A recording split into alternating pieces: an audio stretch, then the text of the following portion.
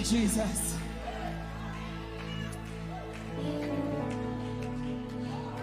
Whatever you face this week, forward still. Whatever mountains come in your way, forward still. Yeah. Whatever, even if you buck out to war, forward still. Disappointment come, forward still. Woo. And if another pastor fall, forward still. I'm telling the pastor we are follow. We don't be with pastor, but we are follow Jesus. Forward still. Woo. Young people, walk holy. Walk holy. Make the right decisions. Walk right. Walk holy. Ramandosia. Rakandarabasiandarabosha. Walk holy. Forward still. It's Jehovah's will. Though the billows dash and sway with a concrete thread, we will push. Let the church be the church, and he will roll. Yes, he will roll. No matter what you face, he will roll. Even if you fall, get up and he will. Oh yes, and he will roll the sea away. Hallelujah.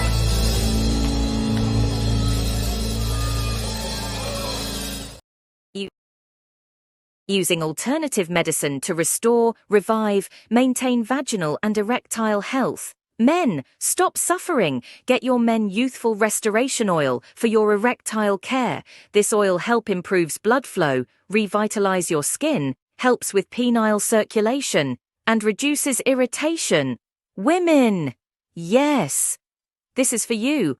Make healthy vaginal gel your best friend. This amazing product helps relieve vaginal dryness, itching, burning, cracks. It restores elasticity, hyaluronic acid, daily pH balance, and ease menopausal discomfort.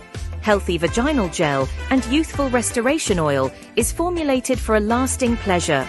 All products are clinically tested and formulated by a well-known scientist.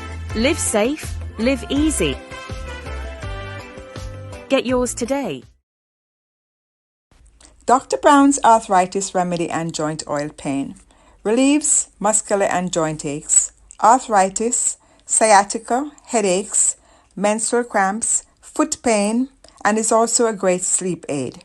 Manufactured by Jamaican scientist Everton Brown, PhD, from a blend of Jamaican herbs. Shop www.jamsweet.com or call us at 813-679-0106. In need of some authentic Jamaican products? Well, here at Jamrock Mart, we got you covered.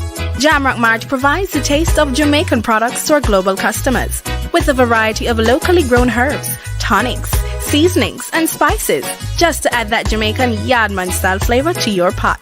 Check us out on our website at www.jamrockmart.com and order your Jamaican products today.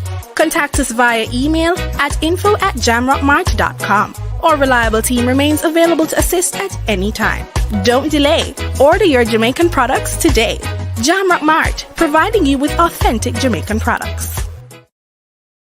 Meet Dr. Everton Brown, a Jamaican-born professor and scientist who crafts premium luxury skin, hair, and personal care products in the USA.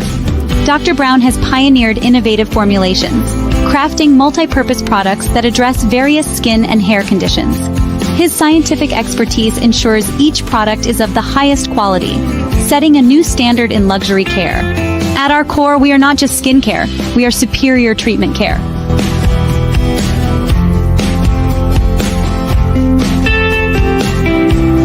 visit our website at www.tonianorganics.com or contact us at 917-557-6204 and shop for your product today.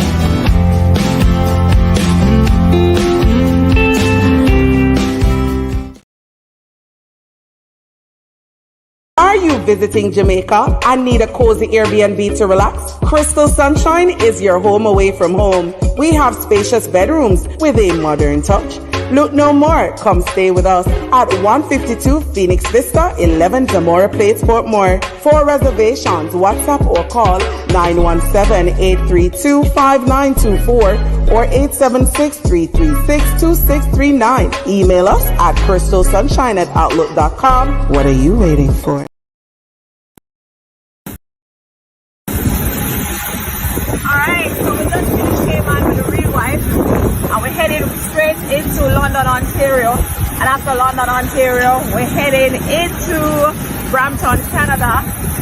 Brampton Century Garden, 2 shows, 5:30 and 8:30. And that's on Borden Street. Tickets are at delcitadesk.com.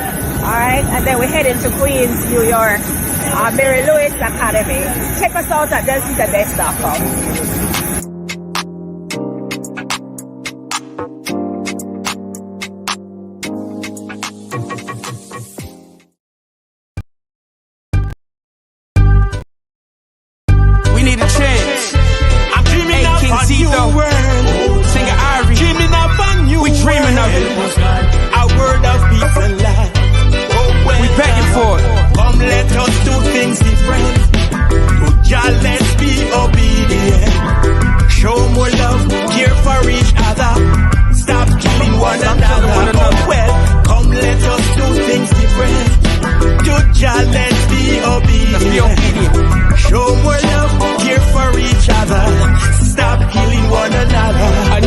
Enough, please stop all the killing. A tear dropped in my eye when I see missing children. At the end of the day, we all God's children. I said, enough is enough.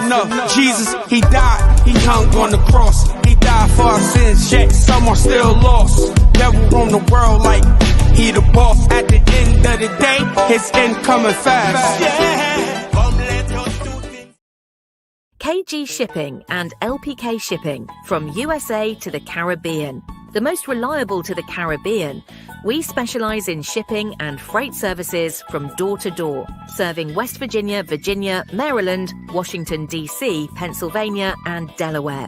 KG Shipping and LPK Shipping is your gateway to the Caribbean. We offer our service locally and intrastate. Relax in comfort as we take your shipment from the port to your door.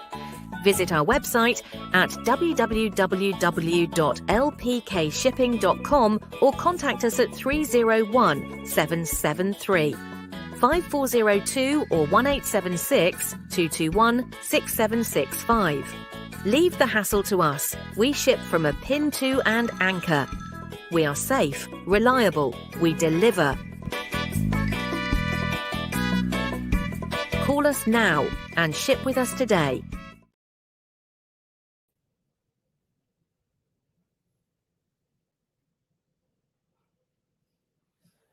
A blessed night, everyone. Good night, Jamaica. I know that majority of my students are not here tonight because they're watching the debate with President Biden and President Trump. So I know that a lot of persons would not be here tonight, but the show must go on. All right, reasonable? The show must go on, despite the fact that quite a number of our students are watching the presidential debate.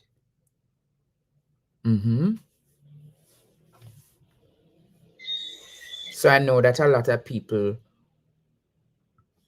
will not be here tonight, but I appreciate the loyal students who do come.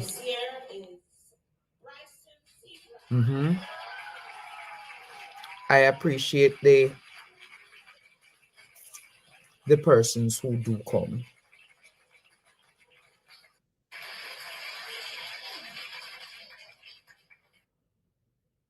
Hold a second.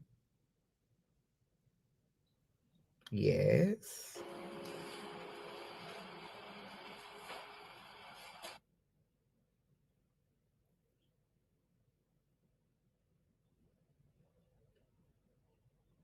Mm-hmm.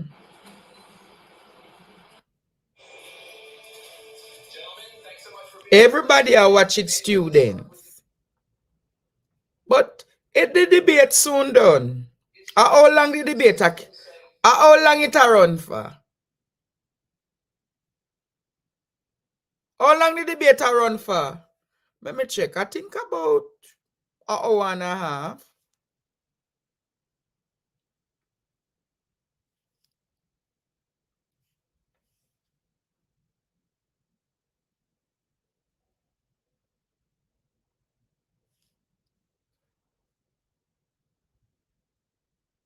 Yeah, man, an hour and a half. I say what now it says here. How long will the debate be? It says 90 minutes starting at 9 p.m. Oh, so wanna soon come. All right, students. Wanna say wanna soon come. So now watch the debate pan one device and I watch the debate me pan another device. God blessings to all who have two devices, TV and phone. Me they are catch it in myself, students. Everybody I watch it.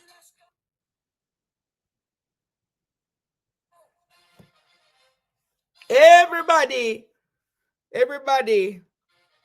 I look pan debate and I remember teacher.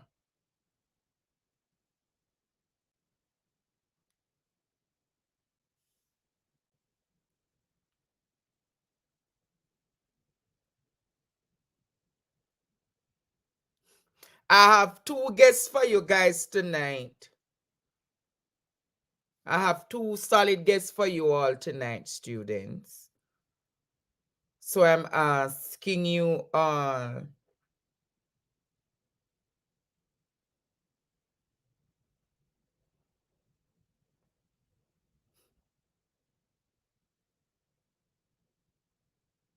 Yes, students.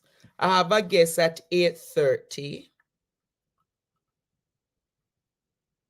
And nobody going to know Olympics trial. Nobody now taking the Olympics trial. Yeah, the Olympics trial is happening at the stadium as well. But most of the people who watch me don't really follow sports like that. You hear what I say? Most of the people who watch me don't really follow sports like that. But the students are rock and come in. The students are rock and come in. We don't know about the great debate. People say them scared for what name Mr. Biden cause them think him a go mess up or him a go drop down or so. But me not really. I don't know who will win the debate tonight or who will come out as the strongest speaker. But I can say to you, Jamaica, and to the world, the entire world is watching what is happening in the United States tonight. Because whatsoever happened in the United States, in truth and in fact, does impact us in Jamaica. Yes. But we are here tonight, Jamaica, to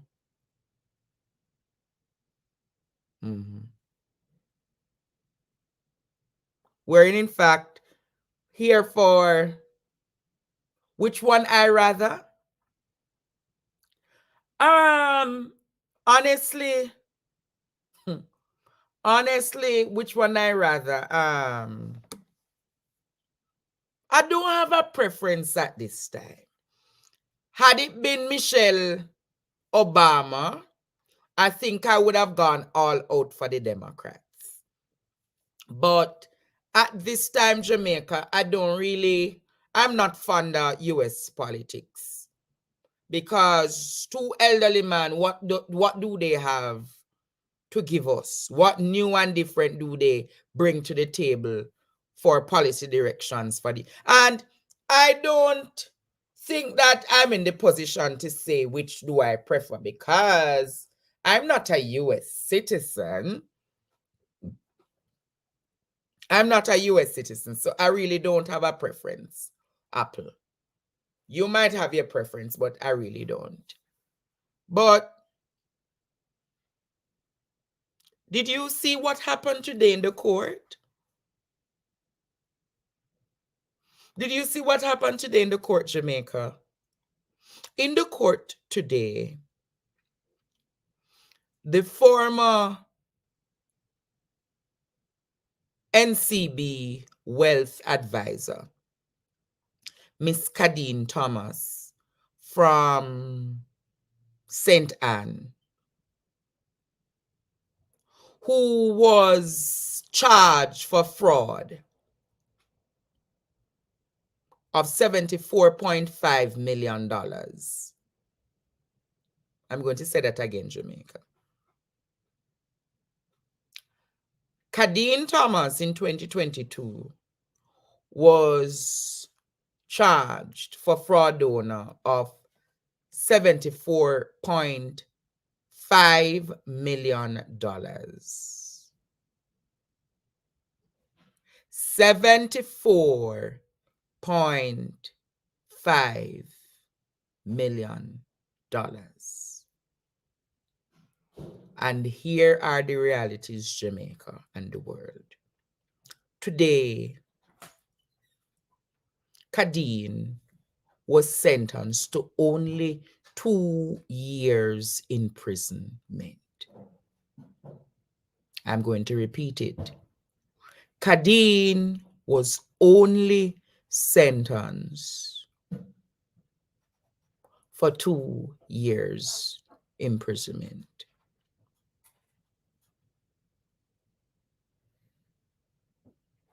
And I'm saying to Jamaica, something don't right.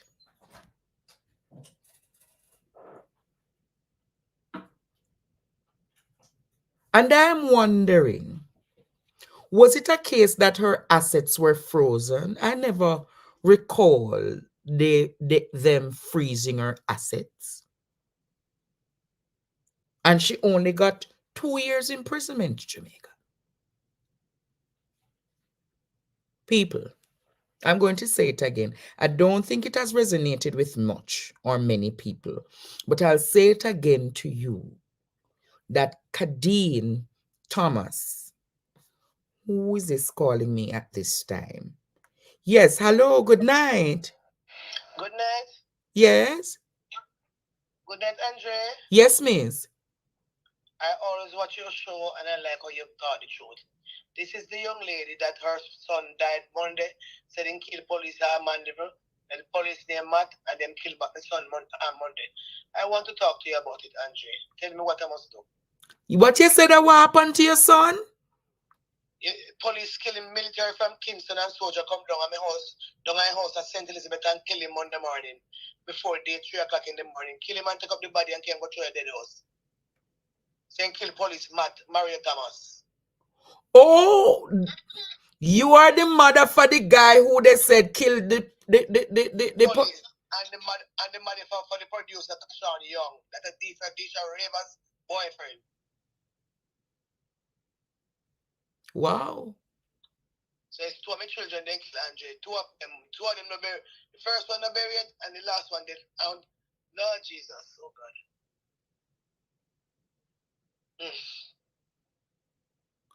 Listen, call me back about 9:30 tonight, all right? Okay, no problem. 9:30. Yes, man, 9:30. Okay, this is Jennifer Walker. That's Kashan mother, right? Jennifer Walker, Lord Jesus. Yes, my baby. All right, I'll see what I can talk about. All right, then, baby. Thank you so much, darling. Yes. Jamaica people, you see that has wow. I will talk to her at 9:30. Is that reasonable? I'm going to accommodate her at 9:30. All right, Jamaica? So as I'm saying to you now,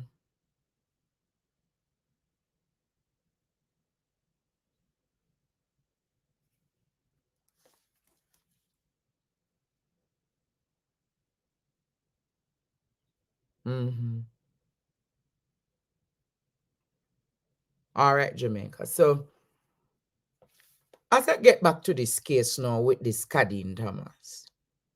Kadeen Thomas only got 2 years. So based on my reasoning to them, I said to myself, say, if she thief that amount of money and get 2 years, can you imagine, just saying, in the case of Ruel Reid, just imagine Jamaica, in the case of Ruel Reid, means say, him not gonna get no time then. Now we understand why Ruel Reid say him is a free agent. Now we understand why Ruel Reid is a free. Remember I said this, you know. This is a precedent that has been set. This has been a precedent that has been set, Jamaica. So if it is that sheep on a case of fraud when I get 2 years, that means a man like Ruel Reid is certainly and surely a free agent.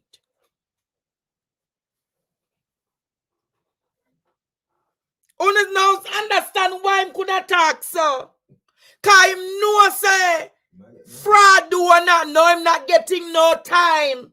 Him not getting no time, Jamaica. Yes, sir. Him not getting no time.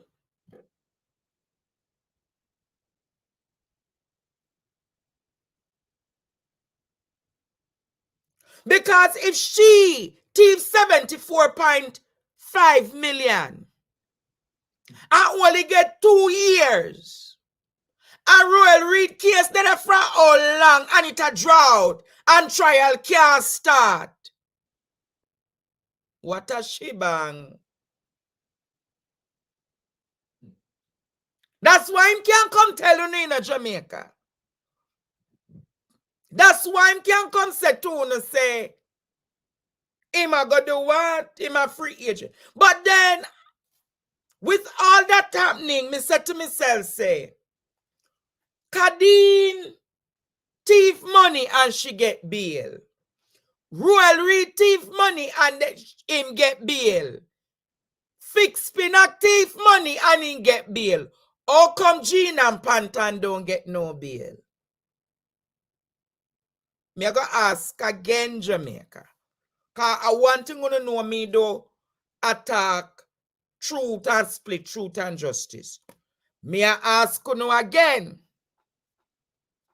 Jean and Pantan in a lockup for 1 year and add now. Kadeen get bail.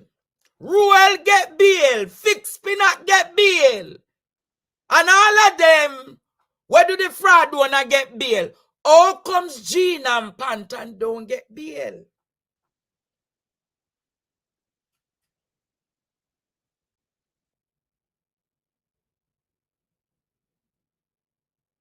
Is that reasonable a question to ask, Jamaica? Is that a reasonable question to ask tonight?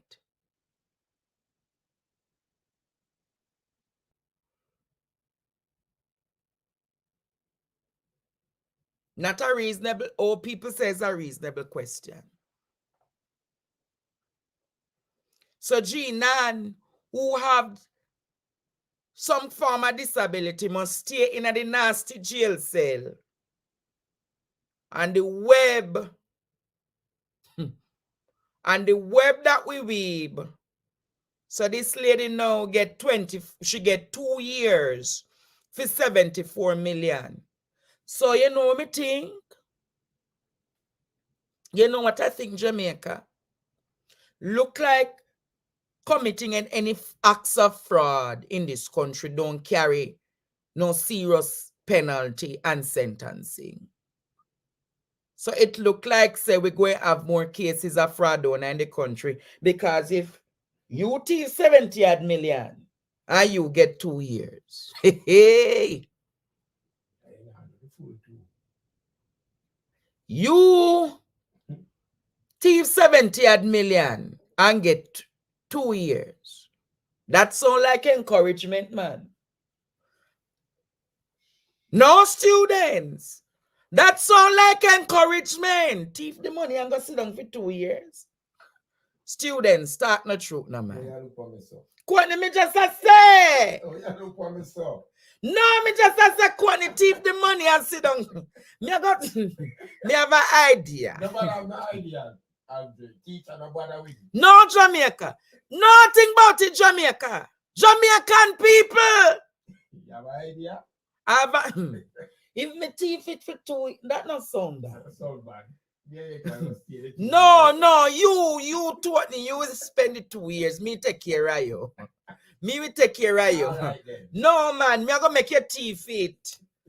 And good behavior may come out quick. Yeah, come on, pan good behavior. You go wash the jail cell, you go cook the food. Make juice. You go make natural juice.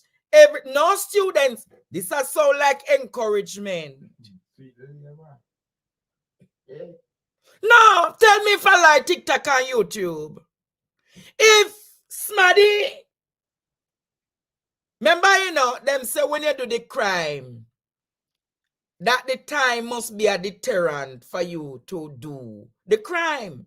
But if me realize, say, my neighbor get 2 years, my neighbor get 2 years, Jamaica, for thief 74 million. I think, say, me could have probably thief 50 to get, me could have do Jamaica, just say me want 50. 50. I would have want 37. 37 million for spend a year. 9 months. Imprisonment. No, sir. Jamaican people. Jamaican people. Jamaican people. And I see people who do lesser crime and lesser things in this country. How much the man where the thief, the Akia in a king's house get? Boy, you hard enough. Think about it, Jamaica. The man where the thief, the Aki, how much him did get again? The man thief the Aki and get too much here. And one woman thief 74 million.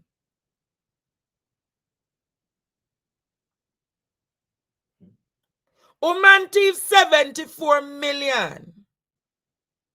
Mighty God. Jamaican people, may I leave that phone or come back in a day 9:40, 9:50 and me open the phone lines to have that discussion. In other news, I am sure you have been seeing where there is an argument that the opposition is playing politics with the discussions about the resignations of certain members within the health ministry. I don't know if you hear it, but there are discussions going on now that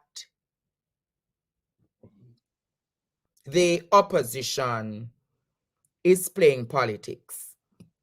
And the permanent secretaries group come out today, and other people come out and say, even Dirty Kevin O'Brien, Chang Jamaica, him come out and say, oh, media houses must be careful of what them take from the opposition. So Dr. Alfred Dawes did a release today. Can you play that release for me, producer? The People's National Party stands with the healthcare workers who are under-resourced and put under increasing pressure by the sicker and sicker number of patients seen in the public healthcare sector. The lack of resources is what we have a problem with, not the staff. The past week, and I'm reading, we have seen a sustained and coordinated set of attacks on our civil servants and volunteers in the public health system by the opposition party. To make it seem as if the People's National Party is attacking the healthcare workers is the use of tactical empathy.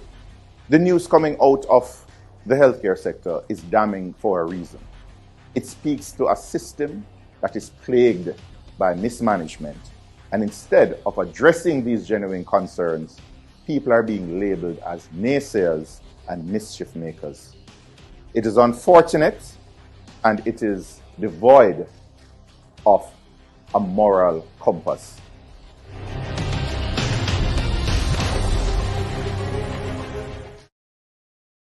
So Jamaica, Dr. Tufton is arguing that the opposition has a corporate bombing strategy to deal with the present situation in healthcare.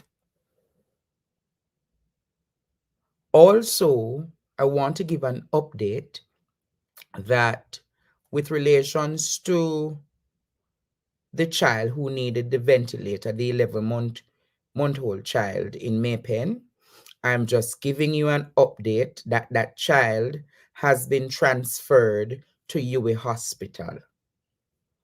The child who needed the ventilator was transferred to UWI Hospital.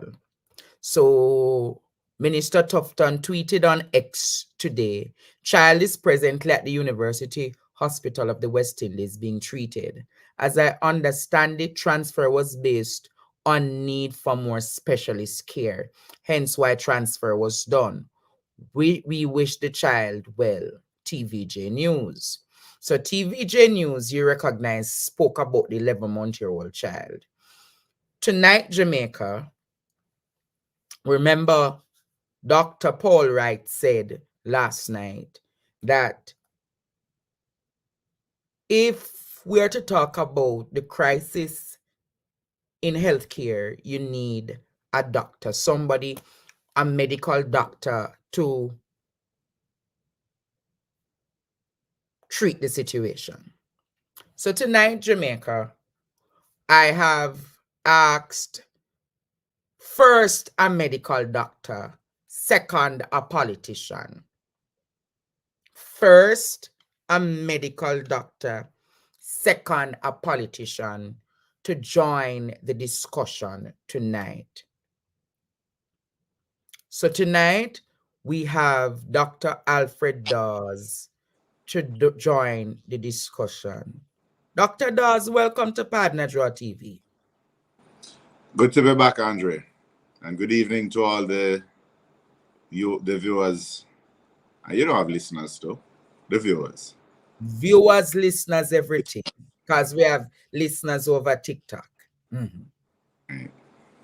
Dr. Alfred Dawes, are you playing politics with what is happening in the healthcare sector? Be honest. So, the funny thing is, how I ended up in politics is because I have been outspoken before about my desire, my passion to see Jamaica's healthcare sector improve. And that was when I was the Jamaica Medical Doctors Association president back in 2015, when I spoke out about conditions affecting the health sector. And they were saying that it was politics. Of course, it was the People's National Party that was in government at the time. Yes. And but, and my biggest supporters, which I could not embrace because I did not want to be political, were supporters of the Jamaica Labour Party.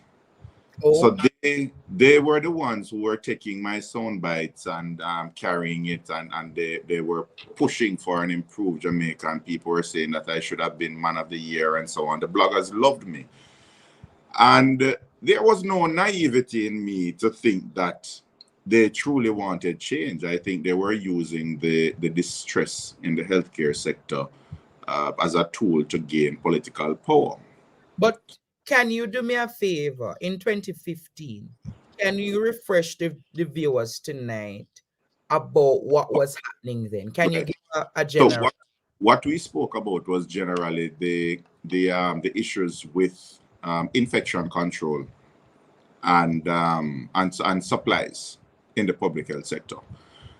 We were mindful, yes, that we were under austerity and imposed by the IMF, and the health budget was far from where it ought to be. But we had looked at it from a perspective that, wherever the money must come from, it must come from somewhere so that we can have improvement. Otherwise, we would have started to see declines. Yes. In a lot of what we had achieved over the years, like we heard about the dead baby scandal and so on, that everybody took the health minister to task at the time. We were saying that if we continued along the path that we were on, we're going to see an increase in infant mortality rates and maternal mortality rates, etc. So that was what we were really talking about. There was an audit, there were some things put in place, and there was a program signed off where there was some money pumped into the public health system specifically to address those concerns with mothers and their babies. So yes, I've been used to being PROMAC. So I have been used and a little bit of money that Dr. Dawes, that was billions of dollars. Yeah, almost $4 billion. Not little bit of money that. Right. And that was to create, I think, about 11 HDU spaces and so on in different hospitals. So I'm used to people saying that when I speak about my passion, that it is politics. The irony is that what made me attractive to the People's National Party was that I was outspoken in health. And, with the discussions that I had, it was that, you would make a good Minister of Health someday. So you should really go into politics. I have tried to with advocacy in other areas. I've been on TV. I wrote for the Gleaner. I have done my part in the private sector, tried to introduce new tests and so on, try to expand surgery in Jamaica. But you're always limited by policy. So I am in a seat now where naturally people are going to say it is because of politics why I'm speaking out. But if you look back at my history, I have been speaking out irrespective of the party that has been in power, whether it is my current party or it is the current administration. I just believe it or not, there are some of us left who just feel like they have a mission. And if we leave the world slightly better than how we found it, then that's a life well spent. This is something that I have been reinforced with by bless his heart, Tony Hart. He said you make a living so you can make a life, but you work so you can make a living, but then you really make a life. Your life is worth something when you do something for others, and that is what a lot of people look at. I it clear tonight. I come from a family of service. You're making it clear tonight that if you were in the Labour Party or in the PNP, if there is an issue that needs to be addressed, you're going to take a national stance on it. That's what you're saying. That is what my record has shown, and that is what I am currently doing. It doesn't matter. And I want people to hold me to account. You know, should the elections go according to how we would like it to go, and I'm sitting in that chair, I don't want all the people who are supporting me now to say, yes, we're in power now. So when other people start to criticize, if I am not pulling my weight, they're going to be as defensive as those bloggers now who are attacking relentlessly. Bloggers attacking relentlessly, Dr. Dawes? You mean the too little? I mean, I wouldn't say too little, but when you look at all of the posts that carry the stories, it's the same set of people, and then you have a couple. They just come and they have talking points, and it's the same talking points. They're trying to convince people that things have never been better, and they talk a lot about how much money has been spent in health, and then what they do is to try to discredit everyone who speaks out. And I found it most disturbing that my colleague, Michael Abrahams, who was very vocal, I think he was one of the first people to call for the resignation of Fenton Ferguson over his handling of the health sector. And he himself said he voted JLP the last time. When he wrote an article outlining the history of issues with the minister, they have been attacking him, trying to discredit him. They have called his article a hodgepodge of misinformation and accuse him of cherry-picking data which is there for everyone to see, data that has been put out by no one else but the Ministry of Health. But then they spin the narrative that people are creating mischief. So anybody who goes out and speaks... blatantly clear tonight, Dr. Dawes, that you're not up to any mischief making. Look, I am not up to any mischief making. There are serious concerns with the health sector. We have been pointing them out for years. What we are seeing is a complex PR strategy where they make the illusion seem like reality that things are better in the health sector, and they are not. Can you highlight to Jamaica the top issues affecting the present healthcare sector? Talk about those issues tonight. All right, let us take it from scratch. You're sick and you go to seek healthcare. You have ridiculously long waiting times. Up to this evening, I felt so bad. The most I could do is wish this lady that her father gets the treatment that he needs. Father has been in a chair for 2 days. They found him covered in urine. I'm not going to talk about the hospital. Well, I think she may share the details, so I'll just wait on that. And the father now has a stroke, having gone in there for an asthma attack. Father went in there with what, an asthma attack? Yeah, and they found him with a stroke now in urine. Now, we before that, it is a tourist telling me that one of their colleagues came here, met in an accident, and died because they took too long to find a ventilator to put him on. So you have what you call the golden hours after an accident. And if you don't keep the brain oxygenated, if you don't keep the heart beating, if you don't keep the blood pressure above a certain level, your organs are going to start to shut down within 24 or 48 hours.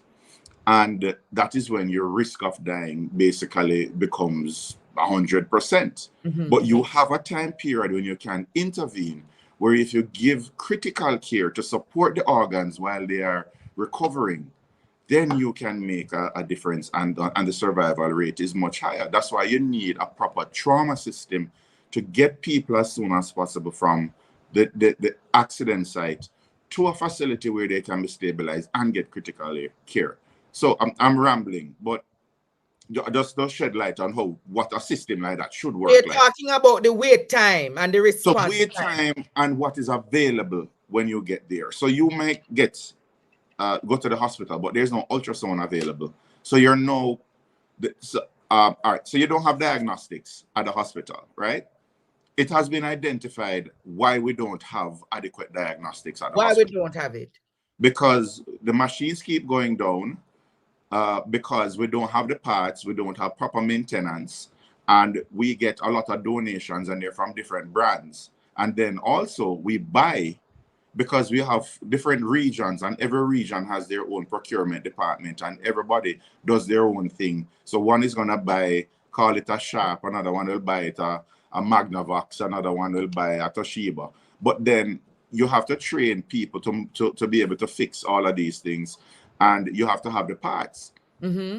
So we know that if we standardize all of the equipment, if we say we're going to buy just one type of TV, if we're just going to buy black wine TV, and not giving anybody free advertisement, but you're going to buy that type of TV and you're going to distribute it right across, and that is what is going to be used to service the system. Mm-hmm. Then you have a whole heap of parts, and you can train a ton of people on fixing these instruments. So you're saying easy. So one of the issues is that too many different operating systems within the health sector. Exactly. We tried decentralization, and it's 25 years later, and we know that there have been issues with it. So it needs reform.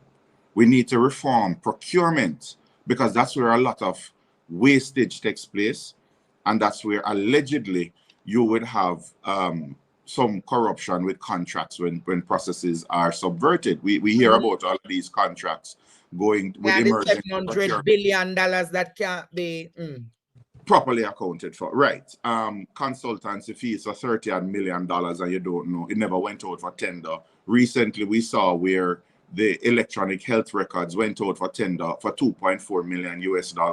All of the local companies were eliminated, and then one foreign company got a contract valued for $5 million when initially it was $5 million US. $5 million US.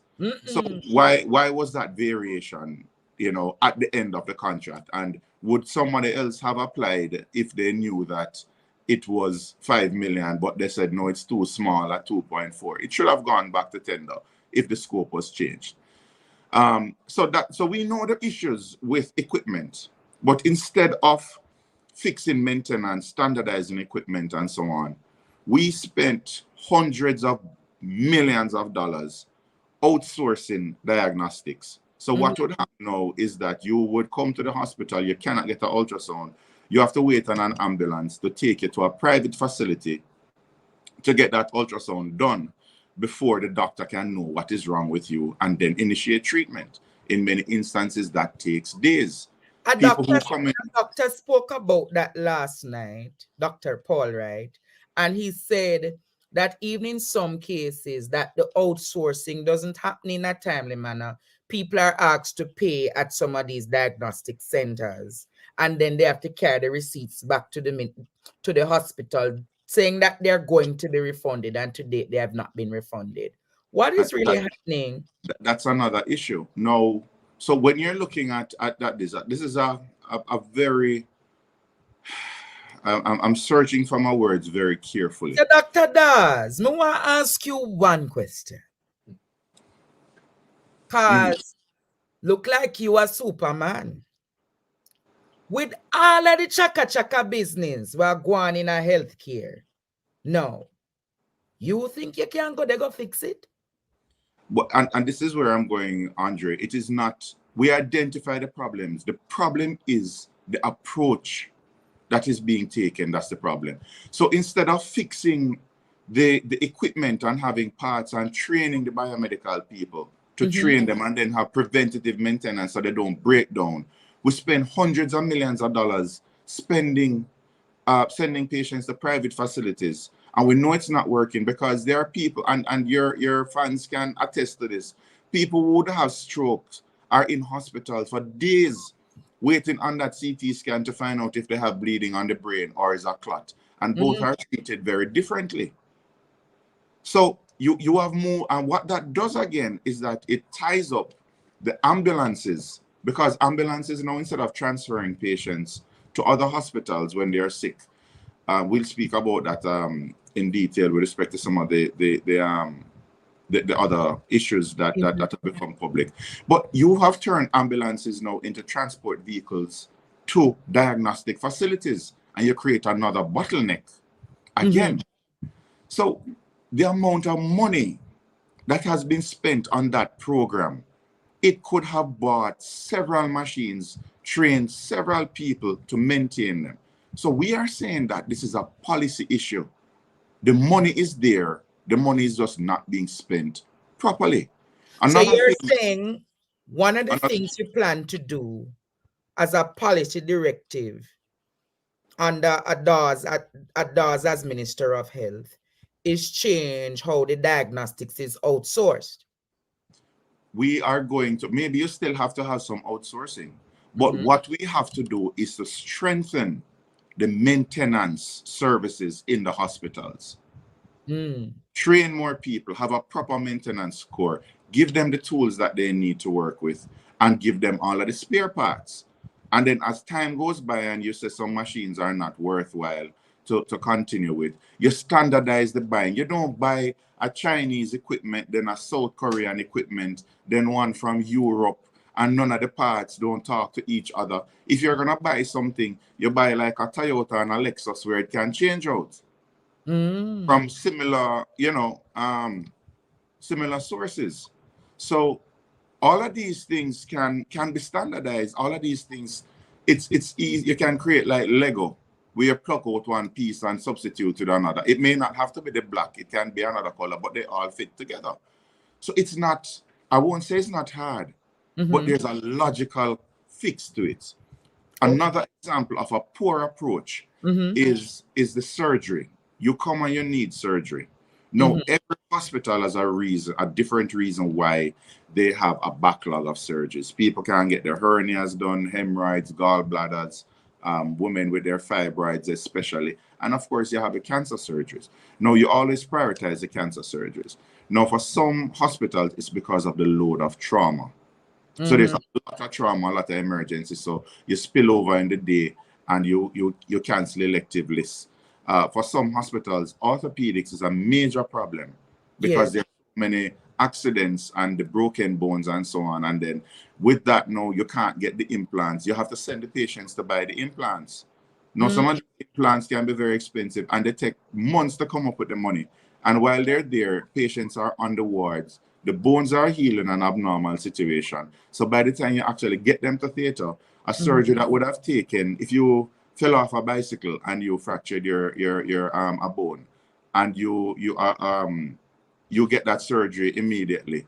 That surgery is going to be shorter, less complicated, less chance of infection, and you're going to be sent home earlier than somebody who has been waiting on the ward for 3 months. The bone heal in an abnormal way. The surgeon has to take you back, break back the bone, dig out back the callus, and try to put it back together and screw it up. The surgery is going to take longer. You're going to have more blood loss. Your increased chance of infection is going to mean that you're probably going to stay in hospital longer and be on antibiotics for longer. So when you're taking up that bed for 3 months, you create a snowball effect where somebody's in A&E and can't get a bed, they're sleeping in a chair because orthopedics patients can't afford an implant. So you understand how all the parts fit together. Now, if you're going to address waiting times for surgery and get people to do their surgery and so on, the solution is to fix the ACs in the theater that keep breaking down. If you issue with laundry where you can't get drapes sterilized or even washed, you have to be putting them in ambulances again to send them to another hospital because that hospital washing machine is working. Andre, I'm telling you things that Dr. Dawes, you're saying tonight that the sterilize the thing them where the people them put on have to send to other hospital through ambulance. Doctor, you're sure you're not making mischief? No, Doctor, I have worked. Making mischief. All right. Is it the only? Is it even if you say, all right, it's not an the only thing that can come and say it may not be an ambulance that's going, it might be a van. And I'll tell you this, workers at the hospital use their private vehicles to pick up back clean laundry from one hospital to take to another hospital. That is what happens. So the laundry machine may not be working, and the sterilizer may not be working. So you have to wash them in one hospital and sterilize and send them back to that hospital. If there is anything in that logistical chain that breaks down, you're going to get your sterilized equipment and drapes late. Your surgery list is going to start late, or you just cancel the whole thing. So Dr. I am checking out reports that in one hospital just this week, a list was canceled because they ran out of bleach to clean, and you cannot operate without bleaching down the place in between surgeries. Now, if you're looking at a hospital in the surgery because there was no bleach, I'm still checking on the details, but I'm reliably informed by several sources. I won't say again which hospital. What is this? But no bleach. Andre, when I tell you that there are systemic challenges, so you look at inventory management, that is another system. So they're all systematic problems, you know. So you're looking at the system to get in diagnostics, you're looking at the system to get beds, system to get operating theater time. So now when you see that you have a bunch of patients who have their catheters, they can't pee on their own and they need to get their prostate sorted out. You have women who are bleeding and have anemia because of the fibroids. Farmers, people, laborers, people who are working and can't work and hold down a job because they have hernias that are paining them and are getting incarcerated, turn even into bosun. When you look at that and your solution is, let us fly down some nurses and doctors from the diaspora and give them a vacation, put them up in hotels so they can do the surgeries and clear the backlogs. That solution cannot work. And the doctors and nurses in the system said repeatedly that code care will not solve the problem. And they rammed through code care and they outsourced again to some private entities. And then they came and said it is a success because we did X number of surgeries, but they sold code care to the people to say it would clear the backlog. Yet when they were saying it was a success, not once did they mention the state of the backlog that it was supposed to clear. And the reason why they can't... What was the state of the backlog, Dr. It was never cleared. They did some surgeries, but the backlog is still there. And the reason is that, and again, I'm reliably informed, you would have nurses fly down and stay in hotel for a weekend and do one surgery. So that becomes the most expensive surgery. And the reason why surgeries are getting canceled on the when they flew down people are the same reason surgeries are getting canceled because the Jamaican doctors and nurses are canceling, can't operate. And it's because drapes, sterility issues, the equipment that they need. The AC mashup. The AC mashup, the bed not working, the anesthetic machine not working, the patient's not worked up properly because you can't get back the results from the lab. They didn't take the blood pressure medication, so the blood pressure uncontrolled. When you ask them why they don't take the blood pressure medication, it's either pay the light bill or take taxi and bus to come to the clinic to get the medication. And their immediate thing, because the pressure doesn't bother you, that's why they call it the silent killer, is to take care of their own domestic issues. And these are not stories that I am making up.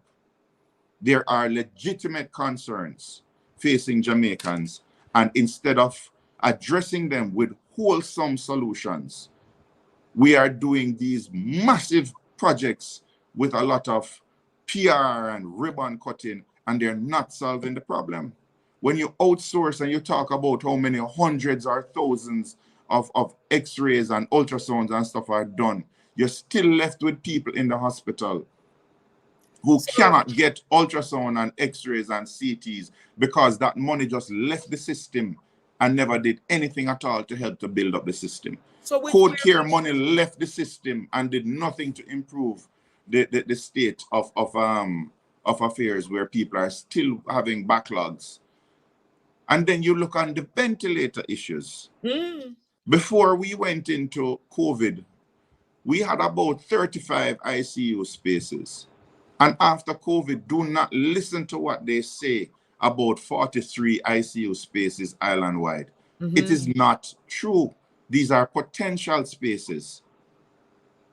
I can't tell you how much money I potentially have right now, but going to my bank account and is a totally different thing. Don't speak of potential spaces when you don't have the staff to run the potential spaces, when you don't have the monitors, when you can't check the blood gases of the patients in the time that is needed, when the ventilators are not working as they should. And we don't even know how many ventilators there are, because last week we were reliably informed that it's 118 that were working. At the press conference, we were told that last week it may have been over 100. May have been over 100, but today it is 90. What accounts for that 38? Is 38 or 28? 28, yeah. 28. That's 28 difference in a short space of time. In a few Is it weeks. in less than a week? Is it a miscount, or is it that you have 30 ventilators breakdown in 7 days or less than 7 days? What? So that's when you ask about fixing things. When you look at, it's not hard. When you identify the problem, the hardest part is diagnosis. Diagnosing the problem is the hardest part of medicine, and in many times the electrician will tell you or the mechanic will tell you, which is why they just hook up cars and computers now, and they tell you what's the problem, and then they just, take out one part, put in one part. But diagnosing problems are an issue, and especially when you're dealing with a complex system like the healthcare sector, it's not a singular reason. The economists love to talk about Occam's razor, where the simplest explanation for an observation is the right one. It's the complete opposite of Occam's razor in healthcare. Sometimes you see a simple observation, you see an observation, and the answer or the reason for that observation is multifactorial, is a multitude of different inputs lead to that one tipping point that caused that observation. And you have to learn now to look at what are all of these issues. And if you know what to look for, you can find it. But if you're looking at the observation of a long waiting list and you say, oh, long waiting list, let's do more surgeries. How are we going to do more surgeries? You don't want to do it because all you're doing is complaining and being negative and naysayer. You just bring people from foreign and do it. And when they come in from foreign, they can't do it. So you move the goalpost and you create a new metric for success, which instead of being now the backlog being cleared, it becomes the number of surgeries done.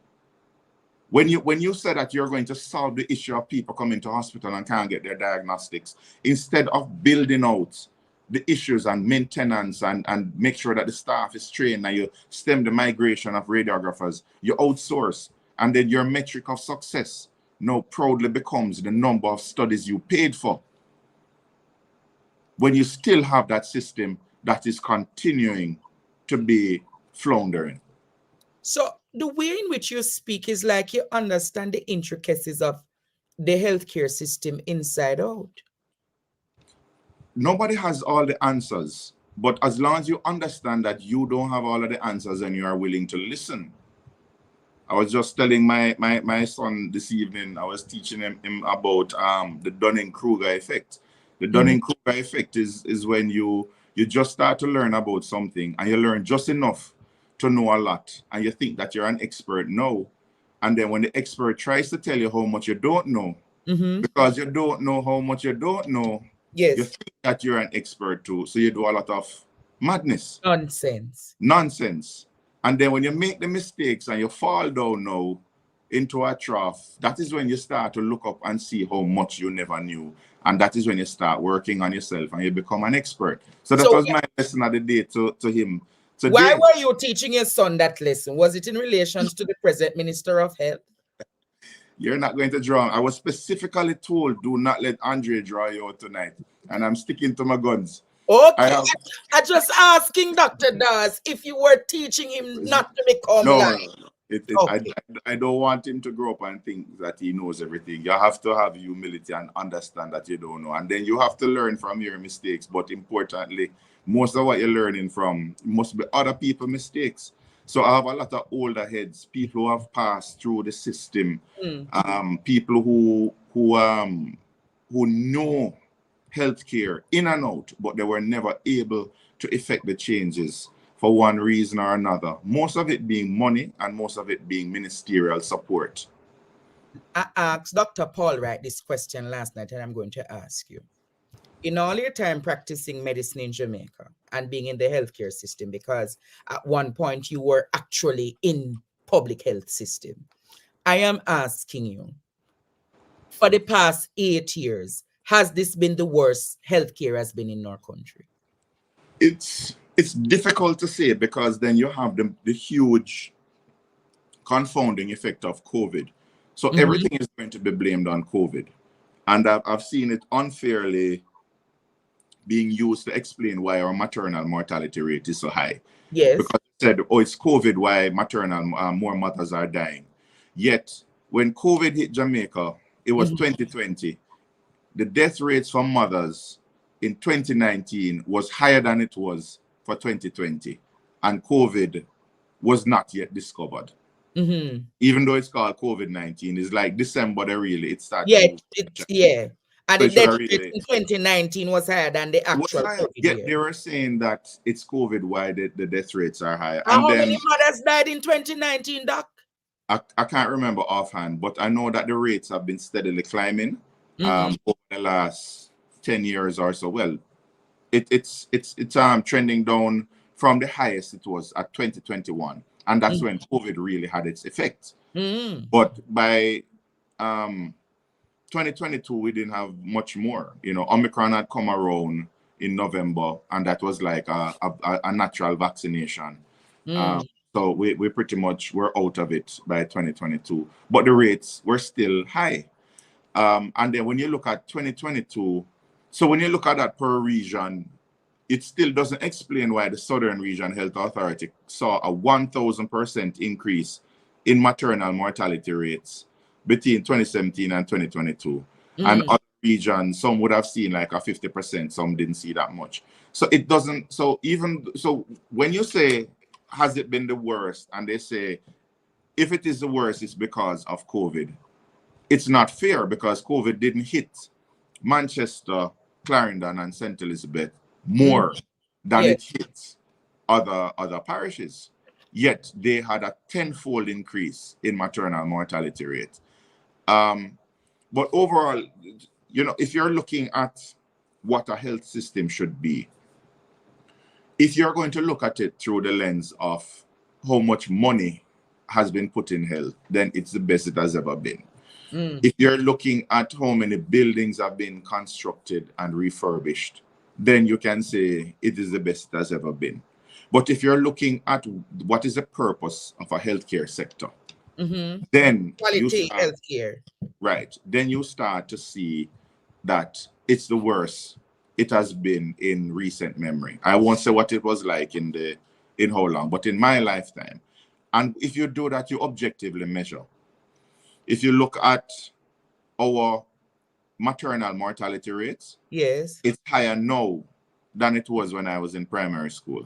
If you look at the infant mortality rate, the neonatal mortality rate, which is the 1-month-old babies, yes, it's higher now than it was in the 90s as well.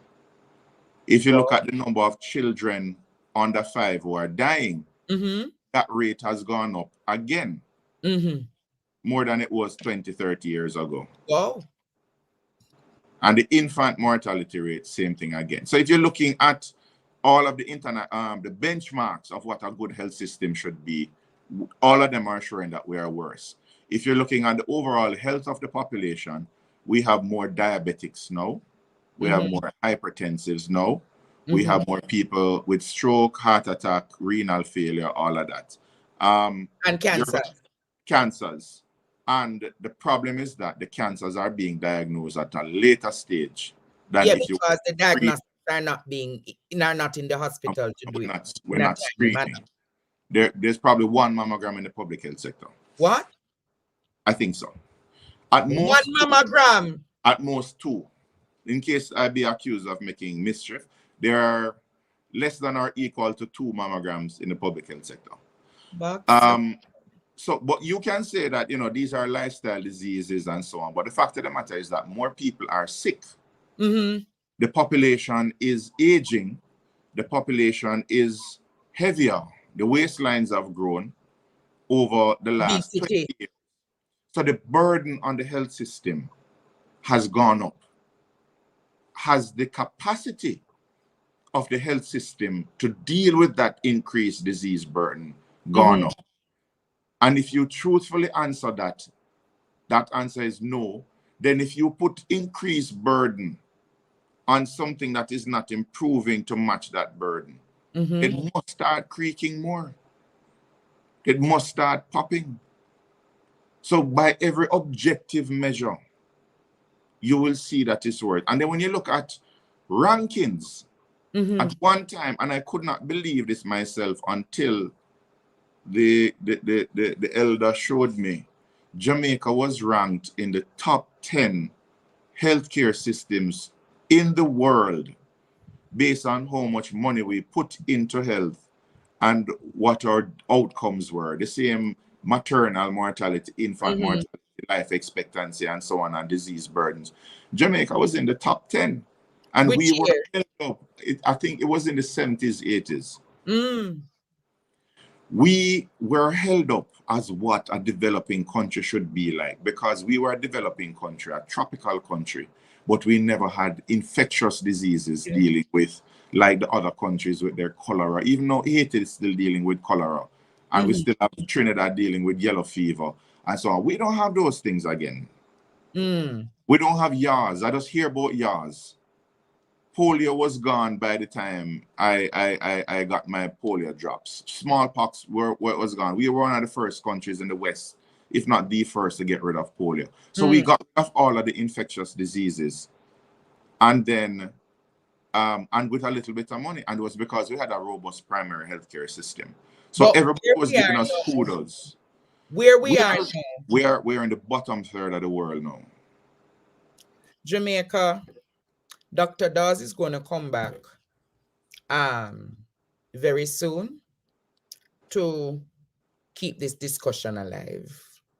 He did say to me, Andre, I only can do half hour, but what Dr. Dawes has done tonight is cement the realities that were spoken by Dr. Paul Wright and other people who have been talking about the public health sector. Dr. Dawes, in closing tonight, they're saying that members of the opposition are calling for the permanent secretary and the chief medical officer to resign. What is the opposition stance on that? Well, you know, we had the discussion, and I believe, and eventually we were proven to be true that they would have latched onto that because they can't address the issues. You see, they flirted around with the numbers a lot with the ventilators and so on. And now they're accusing us of moving the goalposts because they're asking about ICUs. When from the get-go we're asking about ICUs, they said we were accusing them of stealing ventilators. We shut that down. So now they're hanging on to the argument that we are attacking civil servants and calling for resignations. And what we're demanding is accountability. You see, again, you look at one part somewhere. The book and the General Secretary, Dr. Dayton Campbell, said it perfectly. There are issues in the healthcare sector that are alarming when it comes to the delivery of healthcare and the stewardship of the taxpayers' money, and people ought to be held accountable. Now, if the public thinks that the People's National Party should not be calling for resignations, then we have to look at, do we really want accountability and improvement in healthcare? And if so, who are we going to hold to account? And if we're not going to ask for resignations, that's fine. But who we hold to account? Who do we hold to account? Wow. So who do you hold to account tonight, Dr. Alfred Dawes? So if you're not asking for the CMO and the PS to resign, why not call for Dr. Tufton to resign? the whole government needs to resign. Oh. Collective responsibility. Collective responsibility. Uh-huh. Collective responsibility. Decisions so you're saying that decisions are made by a cabinet, and cabinet holds collective responsibility for all the portfolios that are out there. And if it is a case where we're seeing the massive expenditures, the massive cost overruns in projects, the failure of the Ministry of Health to deliver its duty of providing at least basic acceptable healthcare, so that every week you don't hear another ventilator story, another story of somebody dying because they can't get access to resources. If that is the case, the buck ultimately stops with cabinet. Oh, so you're saying tonight the entire government? No, Dr. Dawes, you know it's a political. Come on, Dr. Dawes. No, you want me to get political, and the moment you get political, then the message collective responsibility. The message is lost. But what I'm saying, what is ultimately there is the collective responsibility of cabinet, and I'll leave it at that. Thank you, Jamaica. Thank you, Dr. Alfred Dawes, the opposition spokesperson on health and wellness, for joining the discussion tonight. And don't make it 3 months before we see you again. I'll be here. Okay, sir. Thank you, and God bless you. Jamaica have another interview tonight to start. I'm not starting it yet. I'm letting the person get themselves ready.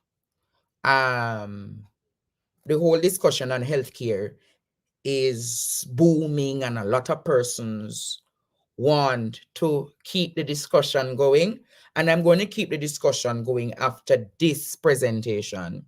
But have you seen downtown Kingston of late? How many of you have seen how downtown Kingston is cleaning up? How many of you have been saying kudos to the new leadership of the KCMC? Tonight, Jamaica, I have been graced with the new mayor Jamaica for the Kingston and St. Andrew Corporation. Greetings, Mayor Andrew Swaby. Hey, how you doing, my brother? I am good, Mayor Swaby. I'm good also, and not I'm speaking to you, I'm even better.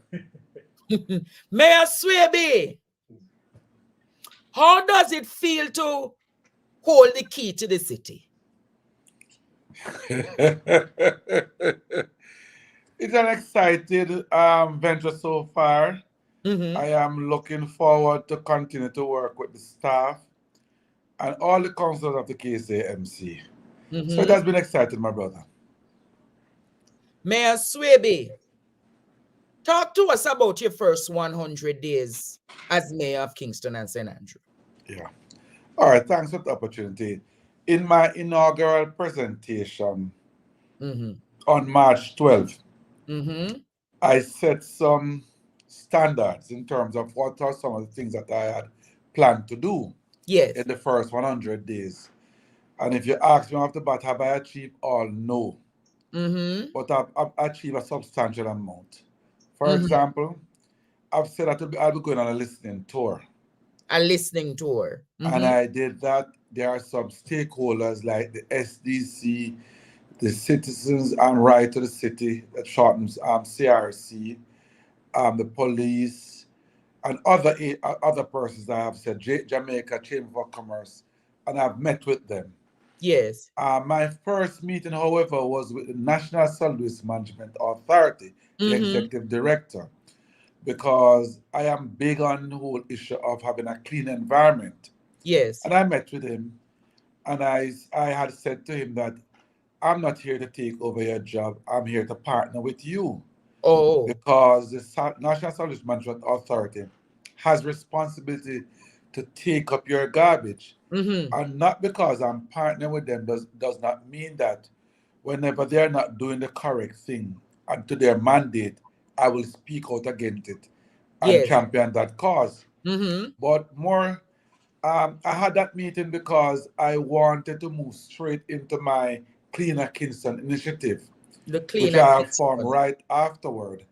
And it has members from National Solid Management Authority, from the National Water Commission. It has members from the Public Health, Kingston Public Health Department. It have members from JCC, and Jamaica Environment Trust, and some other organizations. That is the one that is headed by Joan Gordon Webley? Yeah, well, it's not. It is co-chaired by Joan Gordon Webley. Oh, because okay. because it is so important to me, I'm not letting go of it because I've. Oh, so you chair it? Yes, I chair it.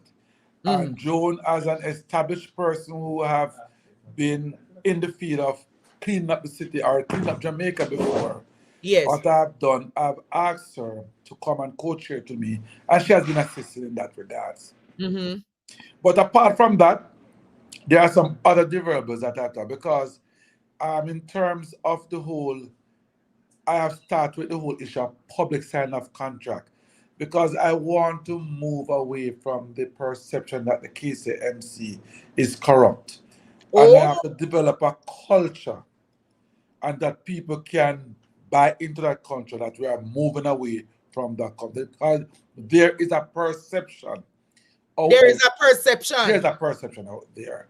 And that is why you did the Integrity Commission training. That's also, not only that, I did the public sign-off contracts, and we also posted contracts on our website. And I'm now at a phase where I've said to the Integrity Commission that we are doing all 12 modules of that they offer to us. And so you're training the counselors? Training counselors and staff. And staff. And staff. And so that means there was I just want to ask you one question, Ms. Swaby. It was recently reported in the news that there were some audits being conducted. Any audits being conducted by the KSMMC? Well, when I went to the KSMC, the Auditor General was there. But apart from that, and I want to fashion it in a way to be clear to people. Yes. It is best practice that if you are taking over an organization, you have a duty to see what you're taking over. Yes. So I have asked the Auditor General to come in. So you have asked the Auditor General to come in? I have. And how are those audits progressing, or they're in the early stage? Well, I can't dictate when the Auditor General comes in. And I refrain from making any other statement on those issues because you want to have it in the interest of fairness. And you don't want anybody to put any political motive to it. You just want her to do her work. I want her to do her job. I don't want to crowd her thing. I'm very particularly interested in how you have transformed the market in Crossroads. Well, all right. The Crossroad market is a situation where before I go in, there were 2 reports on the market, on the Crossroad market from the Chief Public Health Inspector. At my first meeting of the Cleaner Kingston initiative, he said that he wanted to serve us a notice, a closure notice. But because of my thrust on the cleaner city, he's giving me some time to prove myself. The Crossroad market was going to lock down. Yes, that threat was there. That threat was there. He didn't serve the notice, but before I came in, there were 2 reports on the state of the Crossroad market.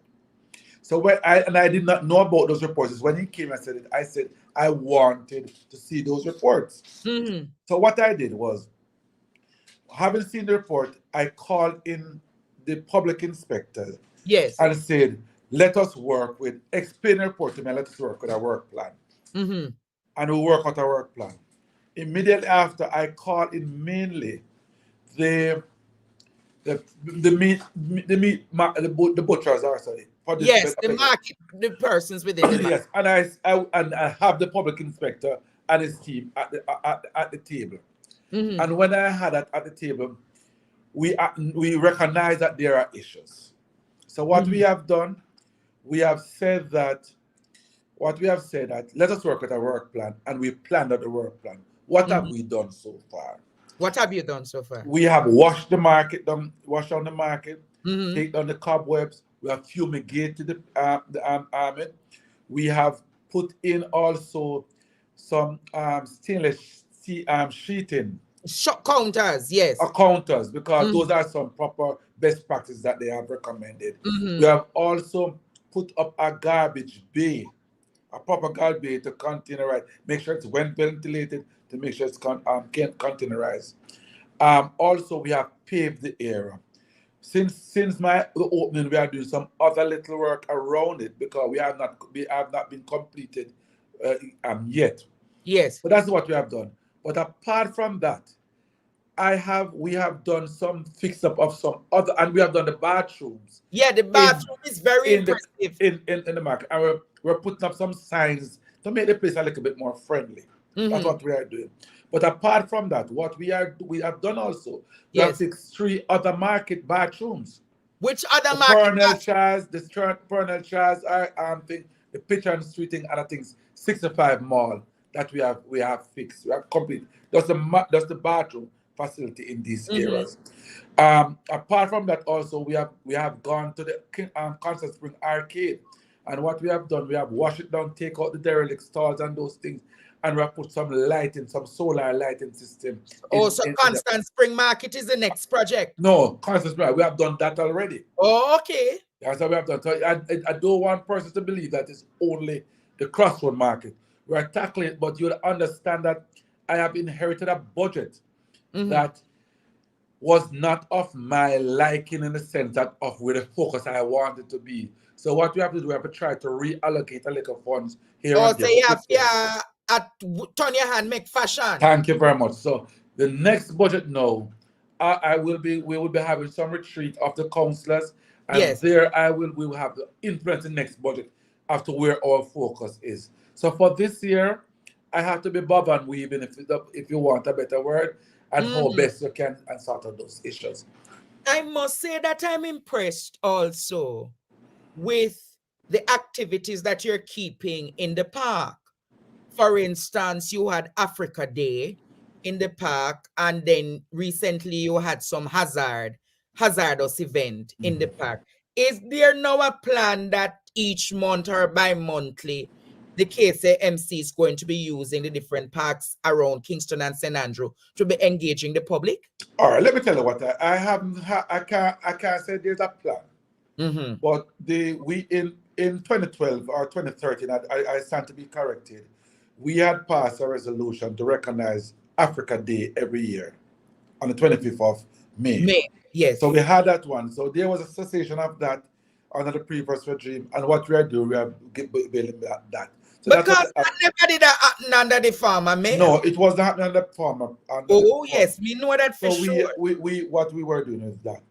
Also, in recognition of the hurricane season, but not just hurricane season, it was an all-hazard expo. What we were doing is our way of reaching out to the people that we're targeting, how we can pull them to talk about the various hazards that exist.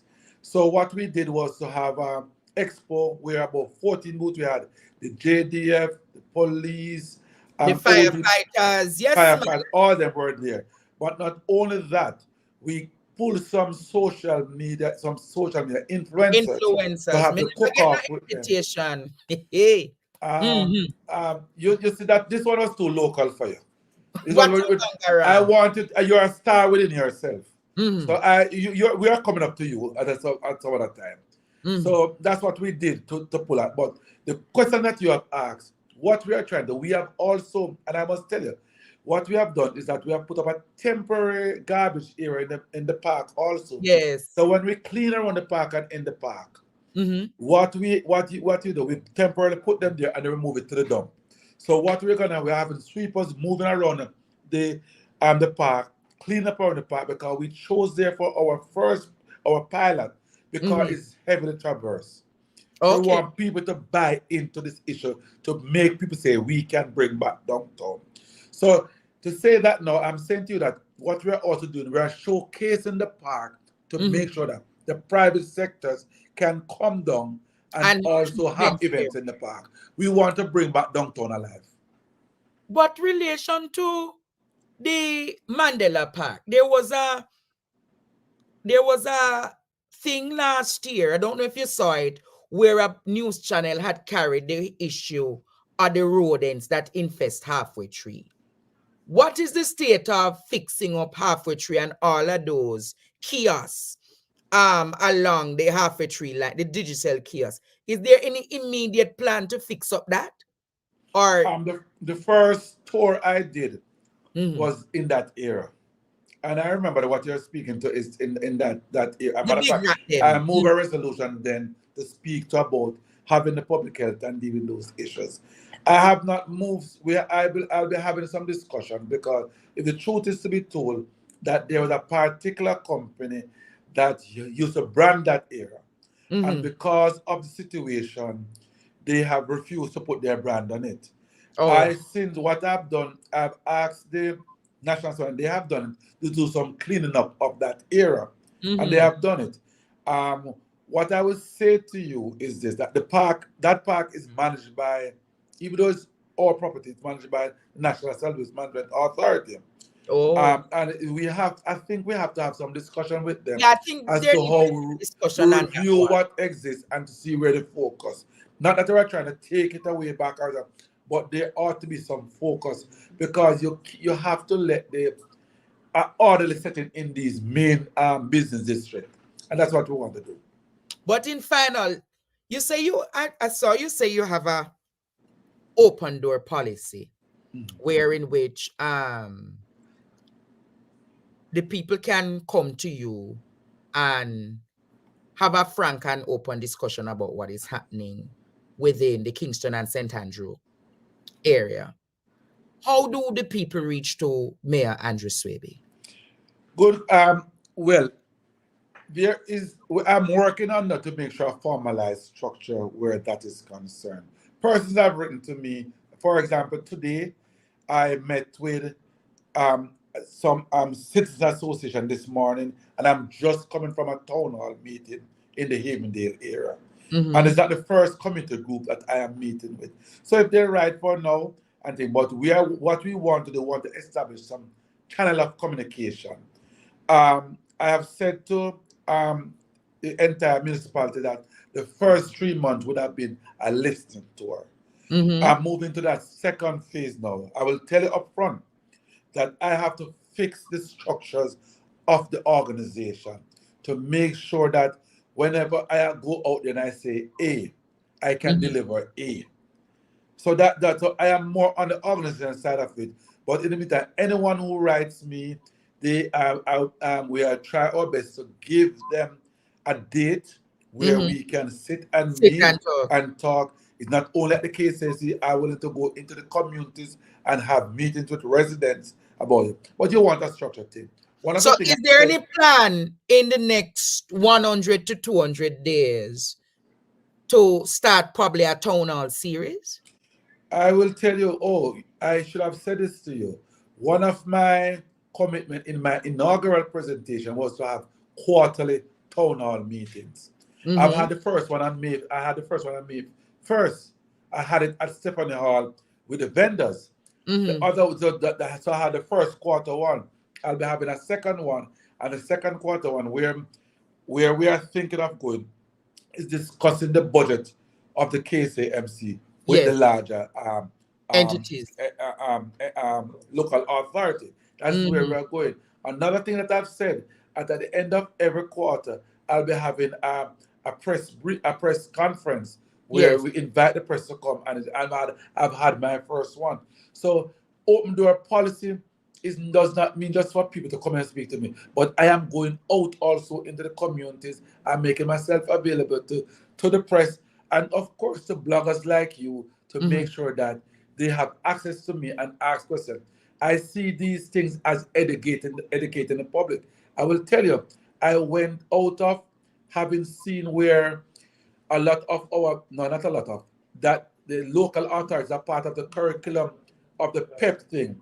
We had school tours where we went to about 10 schools during the month of May in Record of a Children Month to talk about the role and responsibility of the KCMC. Oh, of local government. That was so impressive.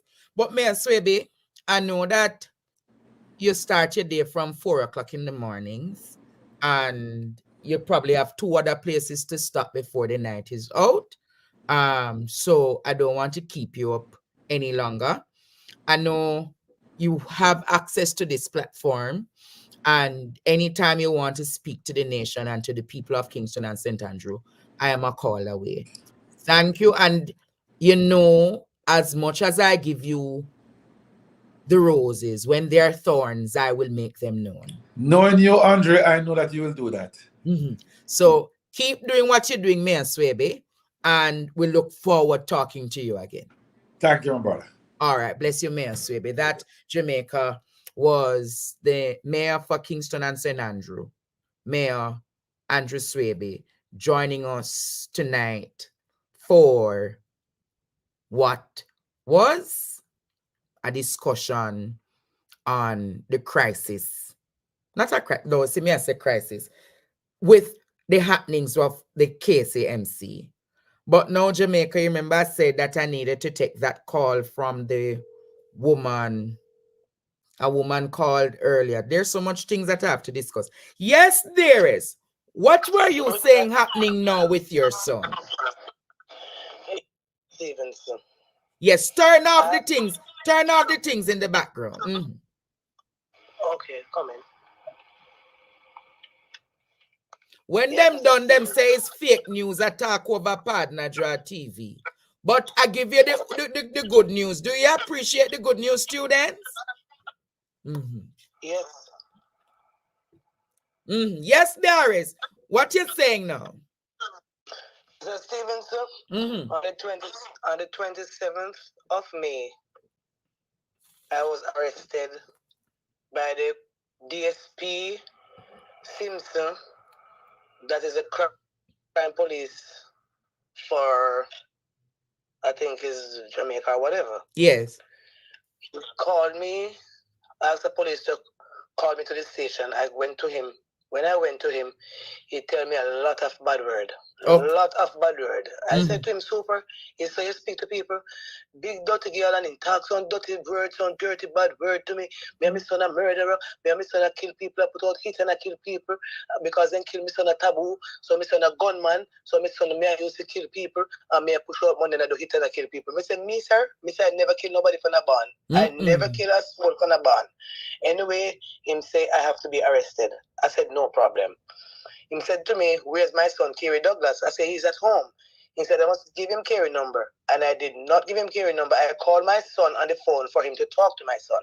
He tell my son to come to the station. They want him. So my son said to him, I'm not coming to the station because when I come to the station, every time police lock me up in a jail for 6, 7, 8 months, much here, with the remand center and cannot come out. So me now come to station. So I called my lawyer, Norman Godfrey, and asked him, Mr. Godfrey, if Kerry must go to the station. He said, Kerry is not wanted. So if the police don't want Kerry, then they go and pick him up at the house. I said, okay. Mr. Kerry, Mr. Godfrey said, you are not to go to the station. Let the police come for you if they want you. Fine. Okay.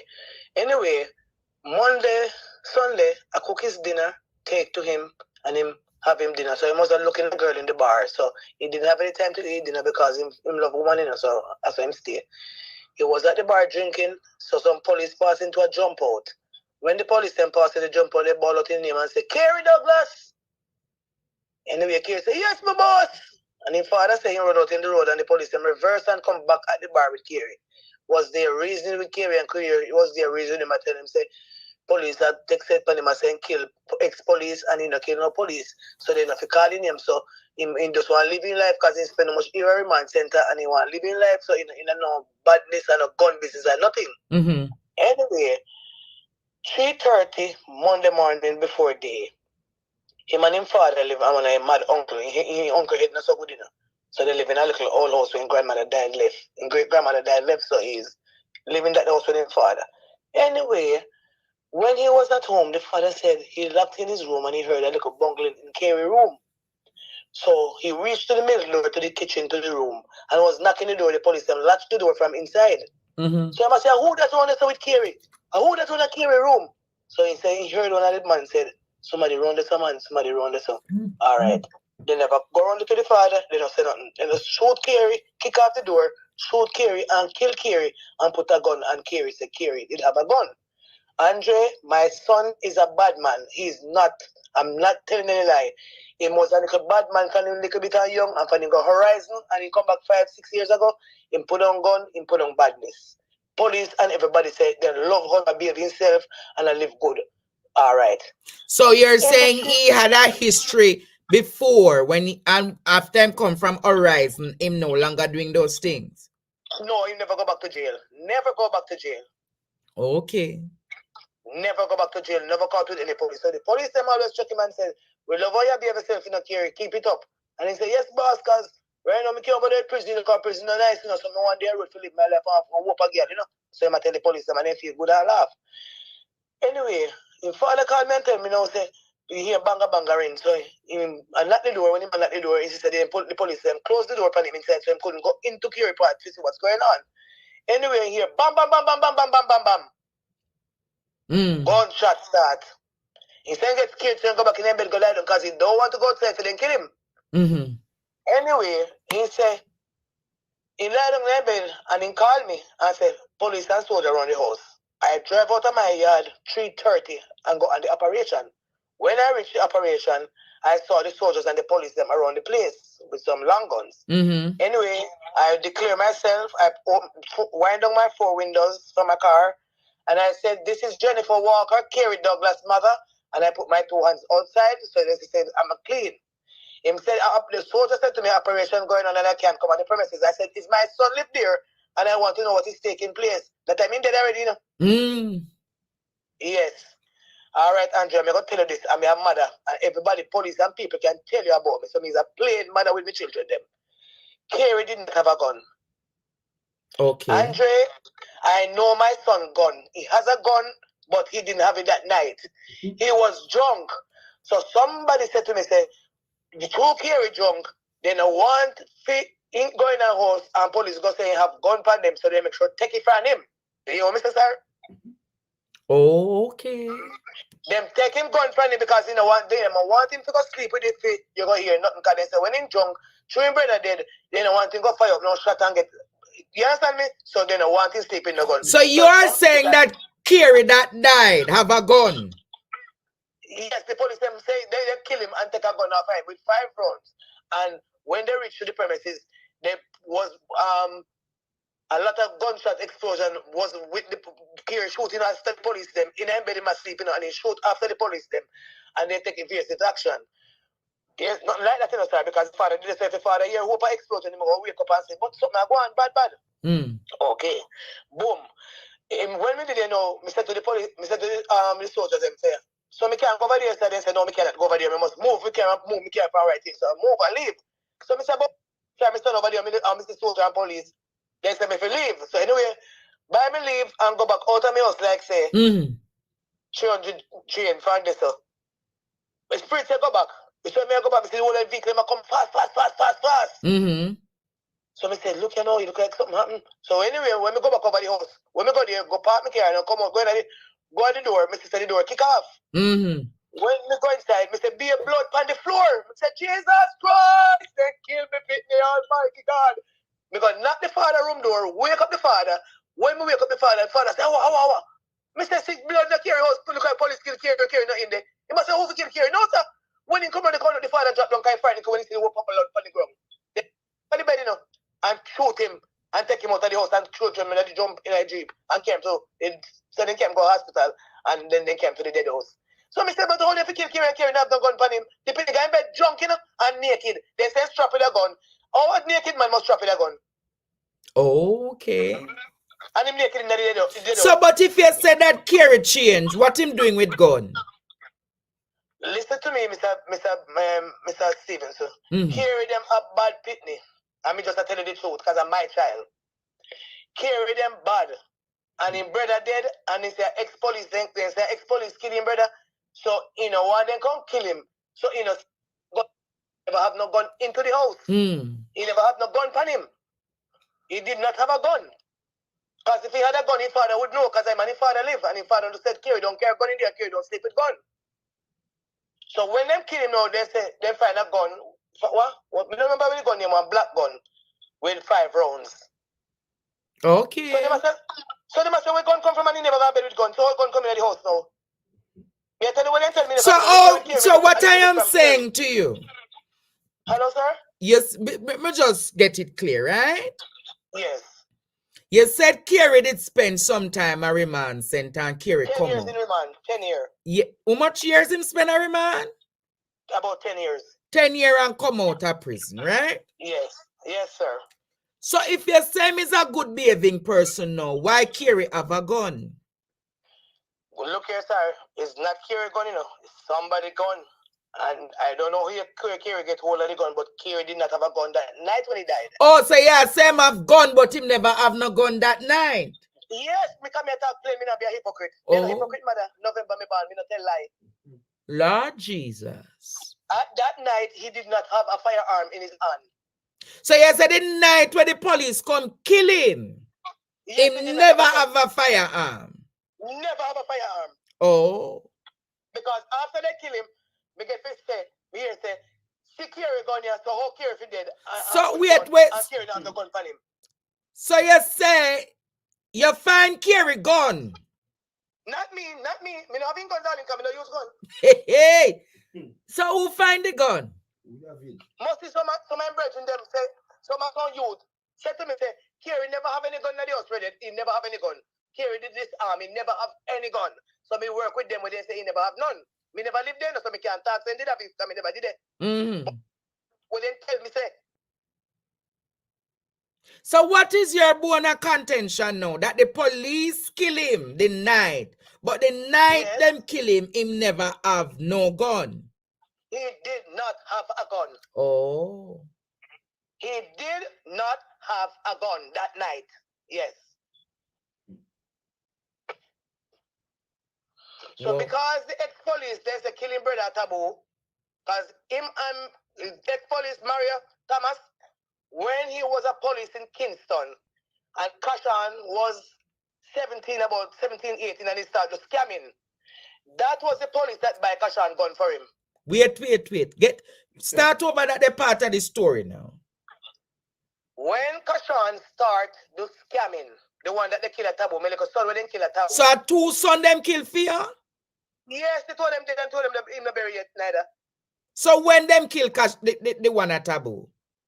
The 12th of February, 3 o'clock in the morning at Taboo nightclub. He was with Beanie Man daughter named Disha Ravers. Oh, Disha Ravers, man. Yes, that's my little son. Large. So who killed that the one now? They say it's the police named Mario Thomas. Kill him and a youth name, an ex-youth. We don't want to call his name. The police don't yet. So they say, through Kerry a bad man, Kerry got defend in brother murder. And the mama, they say, me now, a warrior, so me got defend it too. Remember, me not kill people, sir. Me not kill people, so how me got defend murder, me not kill people. The soup say, me kill man, me and Kerry push out it and kill man a royal flat in a bar. And murder. So I said to the soup. Wait. So them must say that the police were dead. What day ya? They must say your son kill him? They say my son killed the police. Where the police then named Mario Thomas, yes. The police where did they paint Lord Jesus.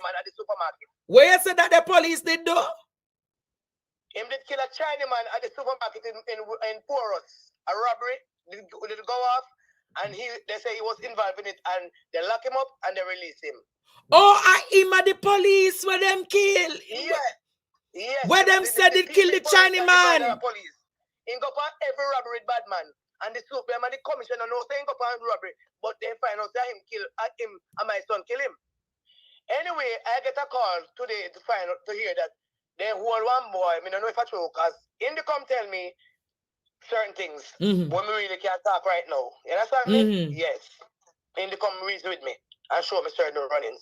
When the Indicom them come at the crime scene, there was no gunshot to the house. It's scary inside and firing shot to the police them outside.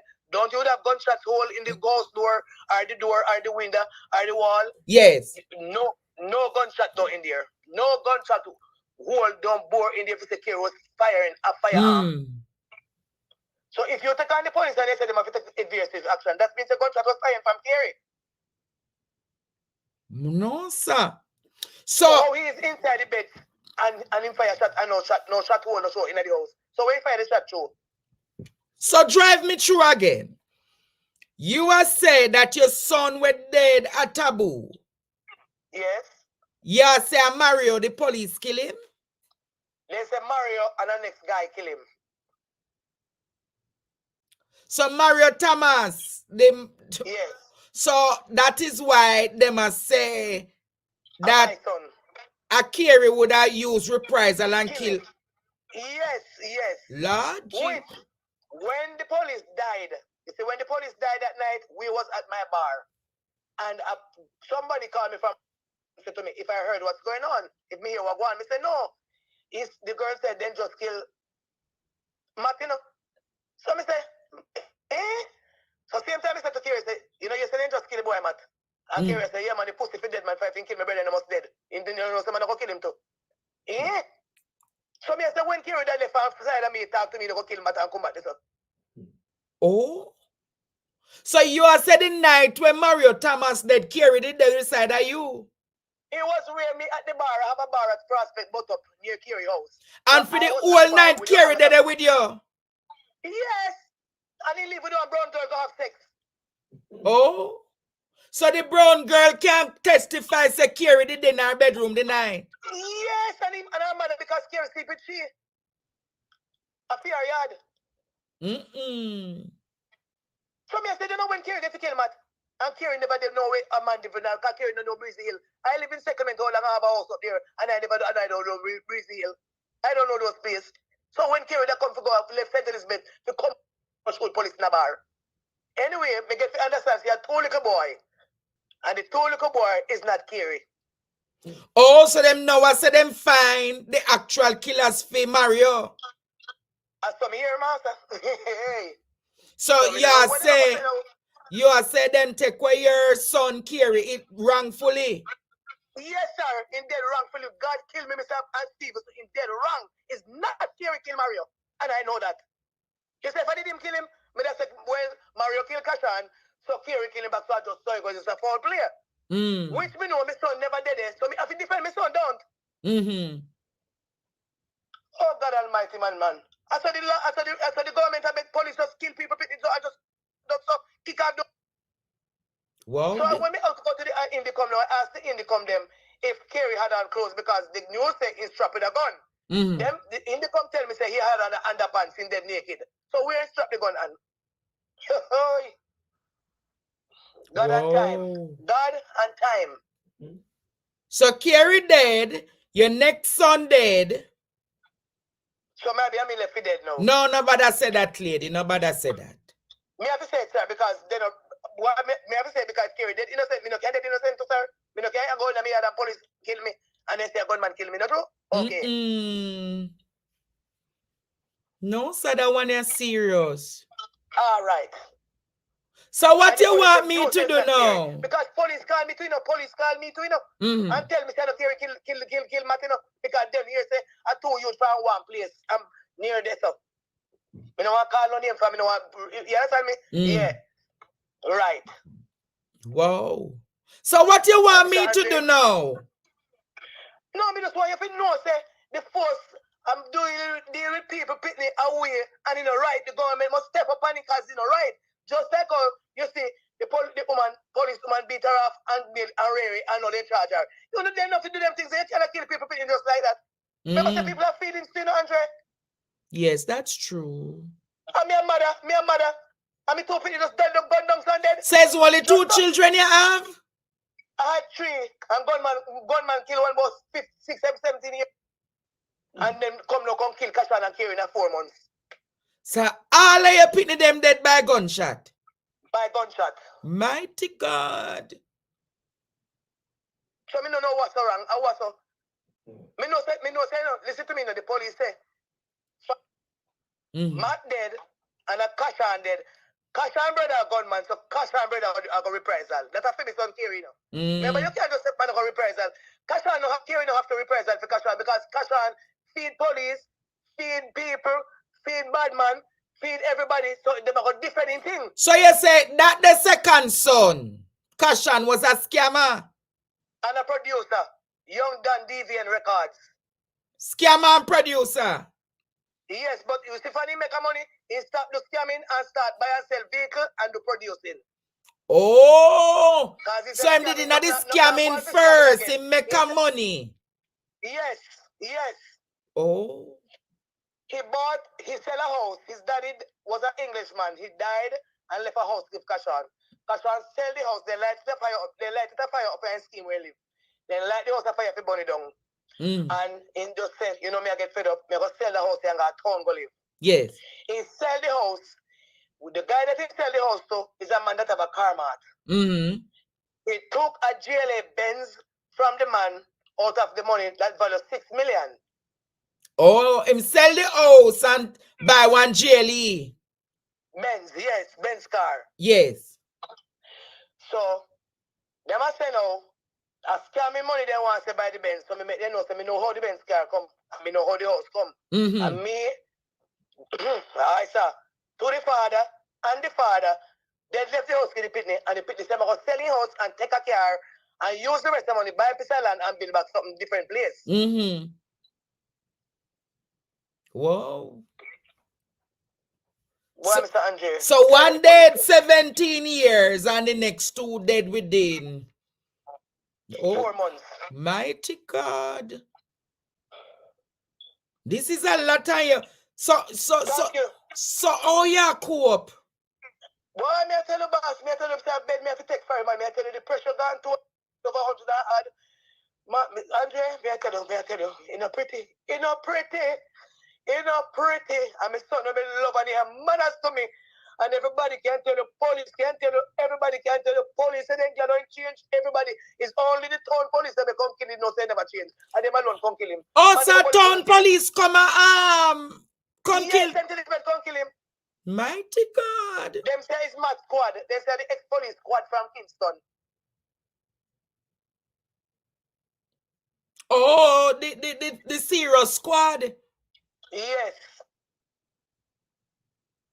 Almighty Lord.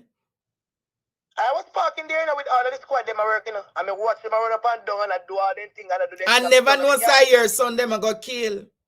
All right. And I heard when they call and say everything is done, boss. Like they call the super or whatever and I make you know say yes, the job well done. And everybody jump up in a damn vehicle and everybody drive. Yes. So who you get for talk to? Because it sound like it affect you. That's why you call me tonight for talk to me. It mad me. It mad me, Mr. Stevens. It mad me because my son dead innocent. He said, if you did do something when he dead, we say, into damn bad in dead. But you know, say, innocent and dead. Oh, Jesus Christ, man. Oh, God, man. Mr. Stevens, Mr. Me, I drive me car today, and I feel like I run another one truck, and just end my life, Coming out of the life again, Wow. Then the kids and then better me dead too. Wow. So you're going through that right now and you're deeply depressed. Right now, Daddy. And I don't see nobody come talk to me, no Prime Minister. Nobody me just in the darkness. Like me son a big killer kill police. Why them don't go and look for the police that the people that will kill the police and leave my son alone, man? Why they never go look for the 2 boys will kill him and leave my son alone? So how come you a younger boy kill the police? How come you don't bury the one we dead from February? Or you not bury him yet? Because the pathologist that cut that do the she don't send the letter yet for me to cremate him. Oh, you're cremating him? Yes, I cremate him and I'm gonna cremate the other one too. Oh, so you're gonna cremate your two sons then? Yes, and keep the ash home. Wow. You see it's a hard something, you see it's a hard task? So you have a partner who you have to talk to. You don't have no husband or you're coping? No, darling, I don't want any husband because I'm afraid of man. I live alone with a little puppy dog.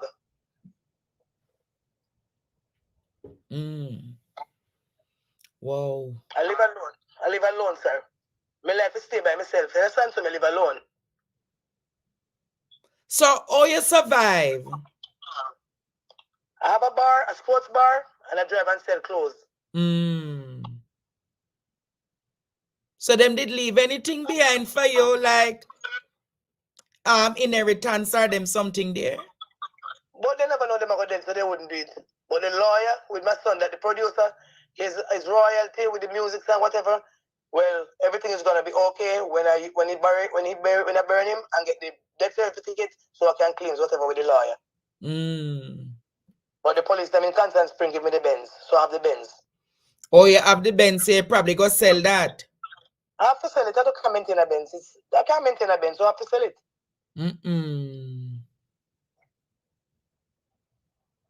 Boy, sorry to know that all your children have died through gunshots. It's me support carry, you know. I mean, buy carry clothes, buy carry food, buy carry furniture, buy carry everything. So you have any grandkids?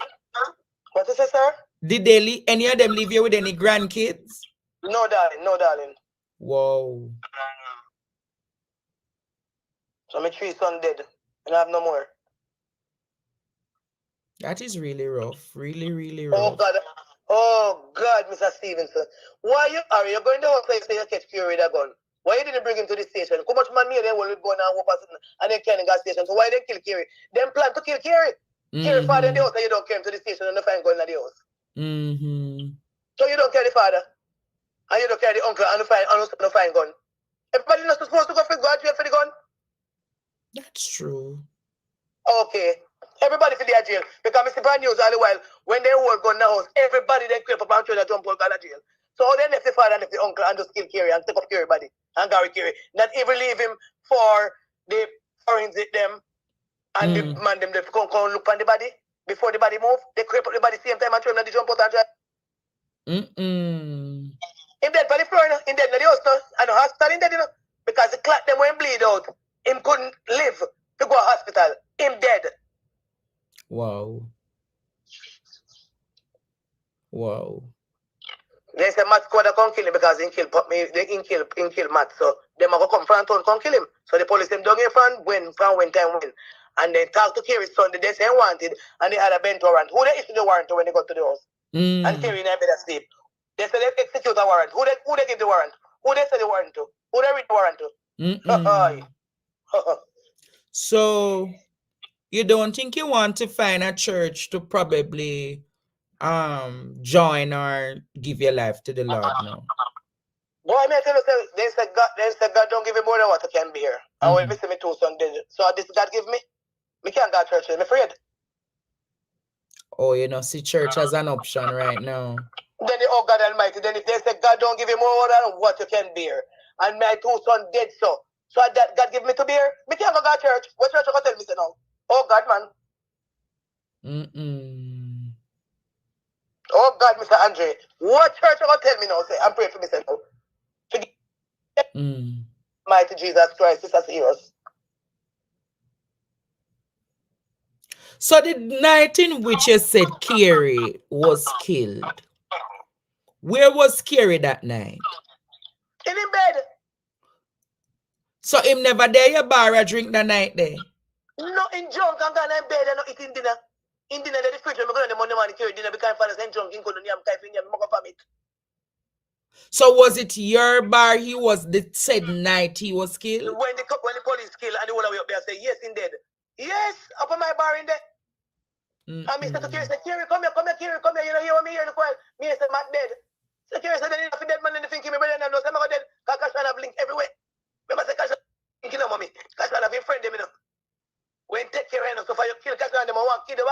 know him a gunman police. Oh. So the force Wow. Kerry kill him, so they will kill back Kerry. And not Kerry kill him. Eh? Mm. Oh, if you can't kill Kerry, if Matt and Kerry no kill Matt. Matt was my friend, you know. Me and Matt smoke ganja together, you know. That Mario Tam. The ex-police, yes. Me and Mario smoke ganja together because we used to live in the same scheme. Me and Mario drink rum together. We smoke ganja together. Me and Mario. What a he mix up. up. $1,000 already. I'm giving him $1,000. I told me and Mario living. What a mix up. And when me look at it, say him really go kill Kashan. And then they go say Kerry kill him. And if you say Kerry at the bar tonight. Why the police? So why Mario would have killed your first son? Hello? Why you think Mario is the one who kill the son, the scammer producer one? Yes, man, because you know, it was them vex over some gun transaction with money business, so they have a little history going down. Oh, so Mario and your first the son will kill Disha boyfriend. Yeah, say them did have something now go down some monetary transaction.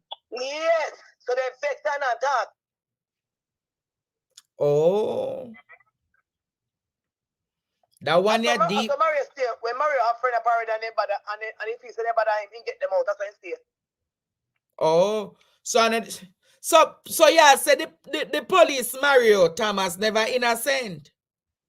No, not innocent. Everybody know the force, no. Everybody knows innocent things upon robbery. In broke gas station, in thief out money out of machine, in bad. So they know, so if you know, say Mario is not an innocent boy. Oh Lord. But they know. True, me see Mario mother did a ball last week, say not even the all right. I saw Debbie wicked. And Debbie must know say son do things because in the street, so she must hear what her son are doing in the street. Lord Jesus. So all this time when me see the lady a ball, I said wicked. no. Wicked man. Me no wicked so. Because Kerry did kill Mario and I mean, say Kerry kill him, I go say Jesus Christ, Almighty God. Kerry so you say Mario mother where Debbie know say Mario a criminal? Yes, he knows say Mario a thief and criminal. But you sit there with Mario and smoke them say show me a company. True.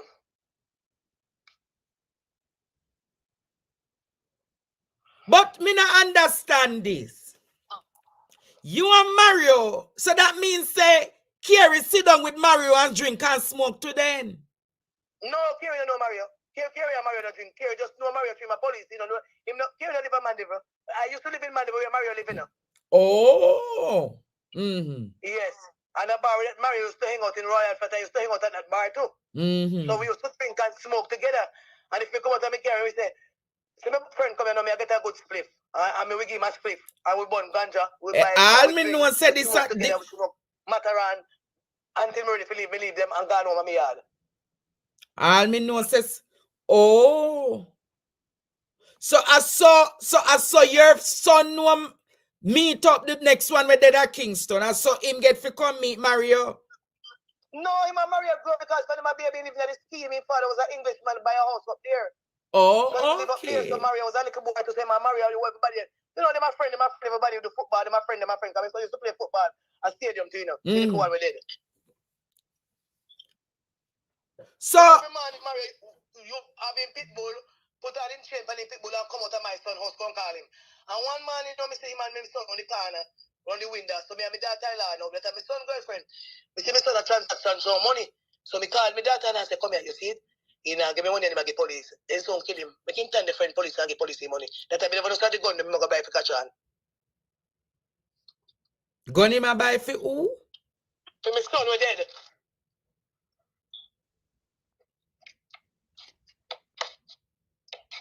Oh, so Mario did I get the money for buy the gun? Buy the gun for Kashan, yes. For Kashan. So me think that is free. So me a cousin and say, you see, he now give me the money, then look how much money I give police. But I went after now. So how much money did I give Mario? Wait for money, man. You know how much money, man. Let me say I go buy 2 guns and I look better money for 2 guns, you know. So wait there. So Kashan, where you say at this scammer plus the producer, Kashan a gunman to then, man. truth. What a bangarang. So them a scam and them a go buy gun, you know. I saw the scam and them turn. Yes, as them start make money, the first thing them a do a buy gun. Me not tell lie, no say you notice what me talk plain. You talk plain. Hey, me would have want you in a courthouse with me.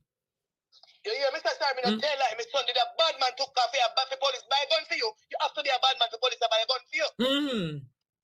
Okay. Oh, so Mario was the one where buy the gun them for Kashan. Yes, sir. And then something go down between Mario and Kashan over the gun then. Yes, sir.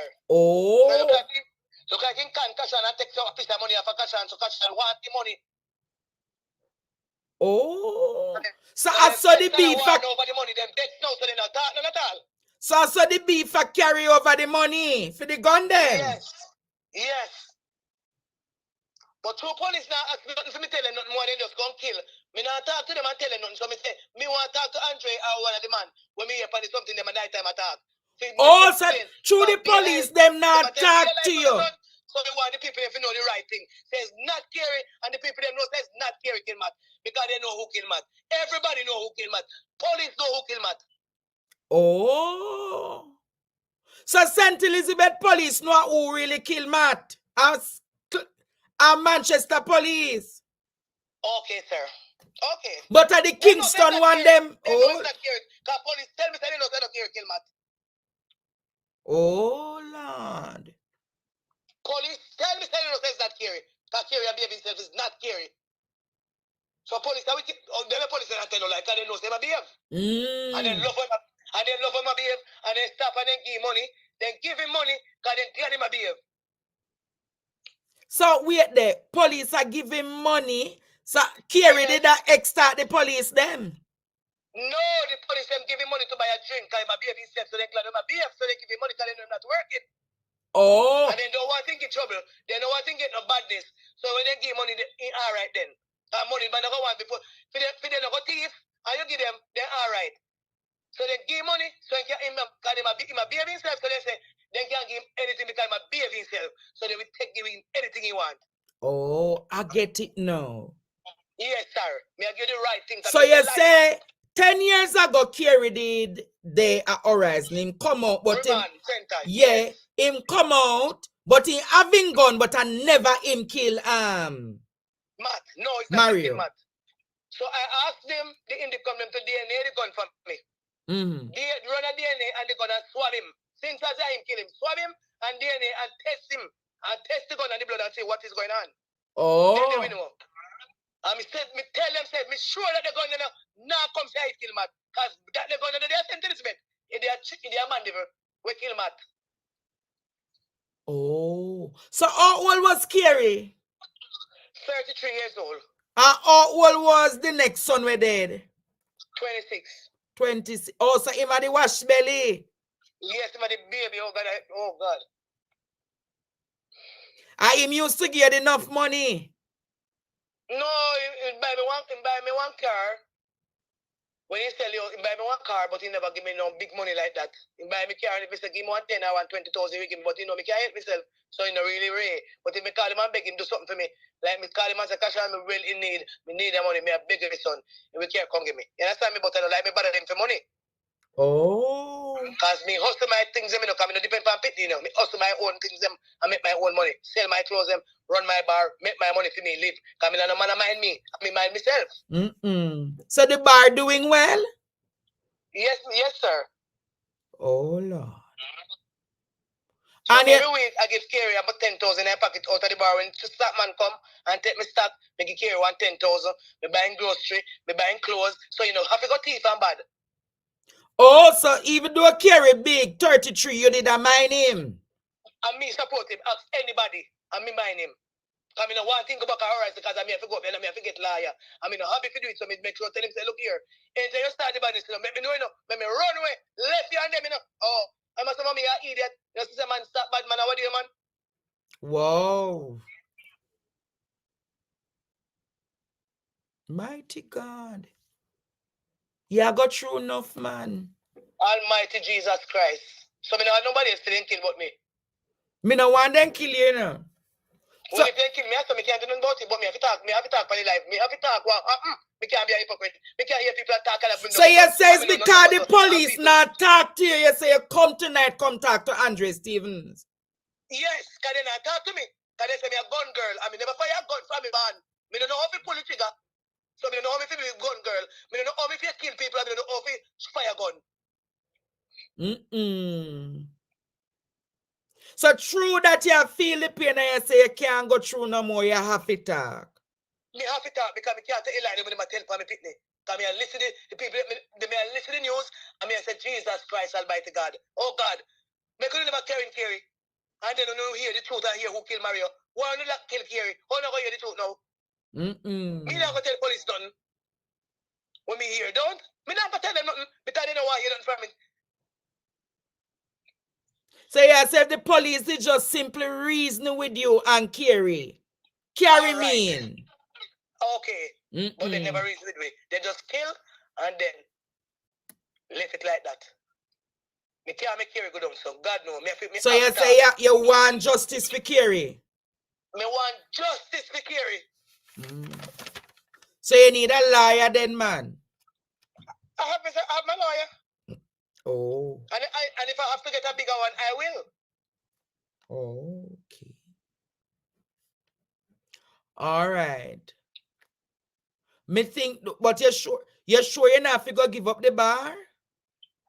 If I have to give it up, I don't have a problem. Oh. I want you to be safe, you know. I don't want nothing to do you. Well, Andre, anything for do me, God sit high, looking low. Probably I need to even reload. I am 56-year-old and I live a lot of good life. So if it's the time for me to go, it's going to be the time. There's nothing I can do. I make up my mind. Anything is anything.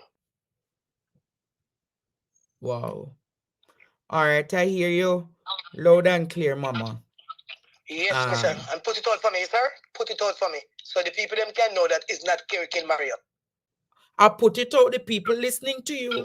So yes, I put it not out. Kerry kill Mario. It's not Kerry kill Mario. It's not Kerry kill Mario. Police must do their job and look for who killed Mario. If they was doing their job, they would know who killed Mario. But they just kill and leave it like that. Wow. Wow, Mama. Thank you for... I feel it to my heart. I know, man. I feel it to my heart, Mr. Stevens. I feel it to my heart. God kill me. It better blood pressure kill me. Blood pressure not kill you.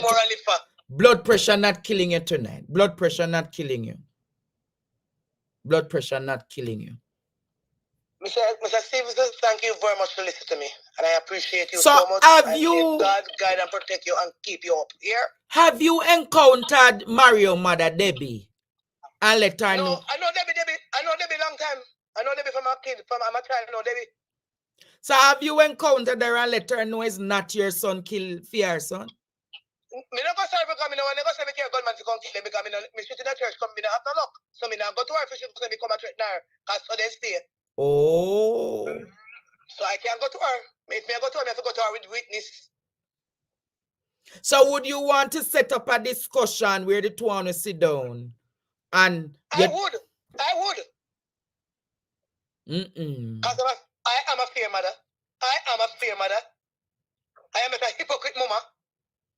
Debbie, if you're out there listening to Kerry mother, Jennifer. What is your name? My name is Jennifer. You know me? Debbie, Jennifer says she wants to sit down and talk. So if you want to sit down and talk with Jennifer, Debbie, call me and we set it up. Yes. All right? Yes, because me want her to know says not Kerry kill her son. All right, Mama. Not Kerry kill him. It's not Kerry Douglas kill Mario. It's not Kerry. All right, Mama. All right. Thank you very much, Mr. Stevenson. Have a good night, and I love you. Bless you, Miss Jennifer. Thank you very much, my darling.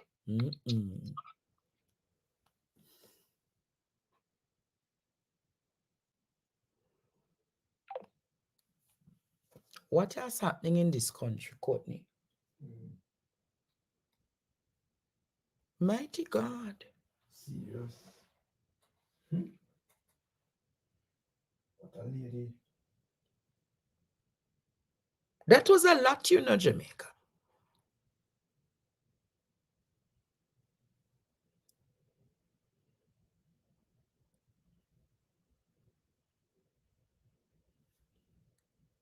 No, sir. Hello, good night. Good night, Andre. Yes. I feel that lady pain, trust me. Mm-hmm. And I would be happy if she could maybe relocate from where she is, because me feel so them I go look for her. Lord Jesus. Carla, I never see the program. I got to take this attorney. Hello, good night. Yes. Hello? Yes, good night. Could you take me off the air, please? Thanks. Yes, good night.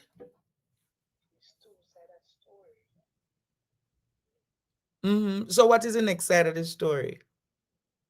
Andre, I hope I'm not on the air. No, you're not on the ear. Nobody hearing you. Okay. Let me tell you something, Andre. I read you're not on the ear. Nobody hearing you. I read head. You got mad at me. I read head. In that short picture she have 3 days back.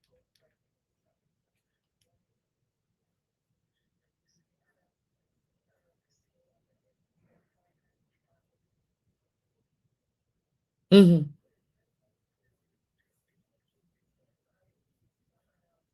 Hitman.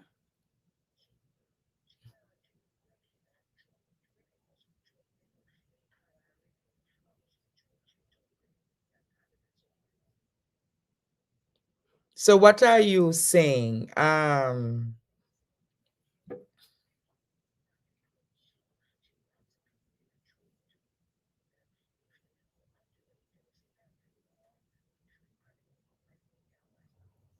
Mm-hmm.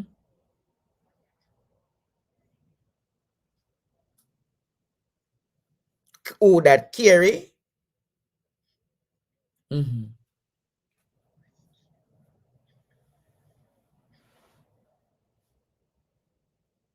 Okay.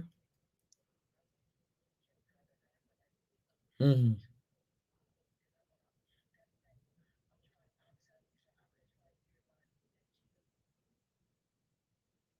Oh.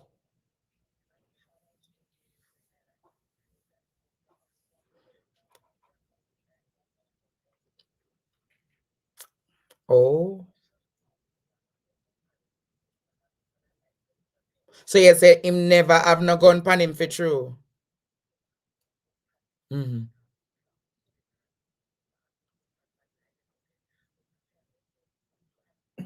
Mm-hmm.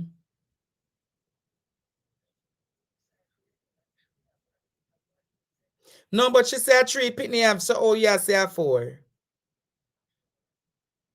So oh she never say a 4 pitney she. Mm-mm.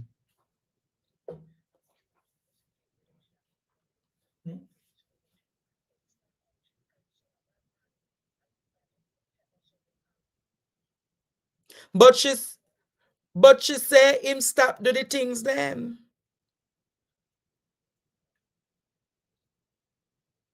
Me no know. At that she say him stop do the things them, so me I say probably I true him stop do the things then.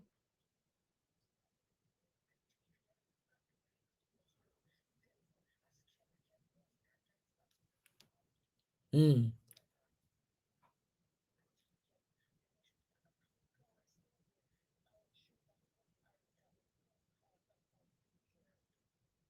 Oh. All right, no problem. Mm. Lord Jesus.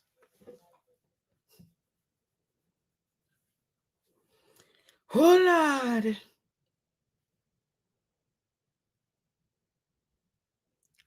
Hello, good night. Good night, my brother. Yes. There's a lady I say, a gunman out there same here. Yes, basically. Yes, guys, you're killing son kill the policeman. Mm. You gunman out the same way. I saw me read it too. I saw me read it also. But if you hear what she say, she say that tattoo you don't have one place. She never called the name. That's right. Kill what name? Mario. But we show you the corruption. The police want to buy a gun, the man. Lord Jesus. See, corruption that police have buy a gun, the man. So, and she have to be careful. Because the gunman knows that she knows that and her son kill the police. So she have to all me know say this one here is one real bangarang. Pay bangarang, Andre. Big bangarang this one. Lord Jesus. Big bangarang this one. So we have a gunman, a man dead, and a gunman out there see him.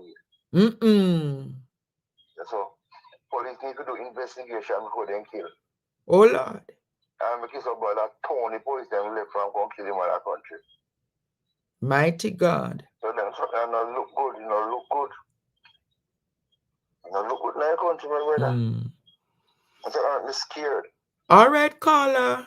Bless you. Man. Students, if you enjoy this program tonight, look how much interview me do tonight. How much interview me do tonight? 3? 3. Students, support the super chat, man. Support the super chat. 3 different something I do tonight, Oh God, man. I'm tired now.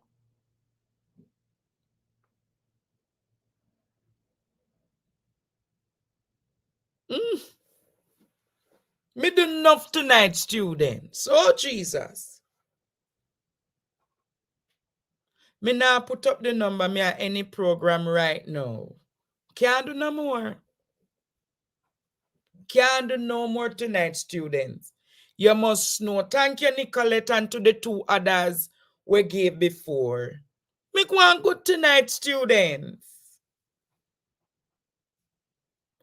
From Dr. Dawes discussing the healthcare system to Mayor Swaby discussing what is happening within KCC, and then Jennifer, aka Redhead, come and spill the beans.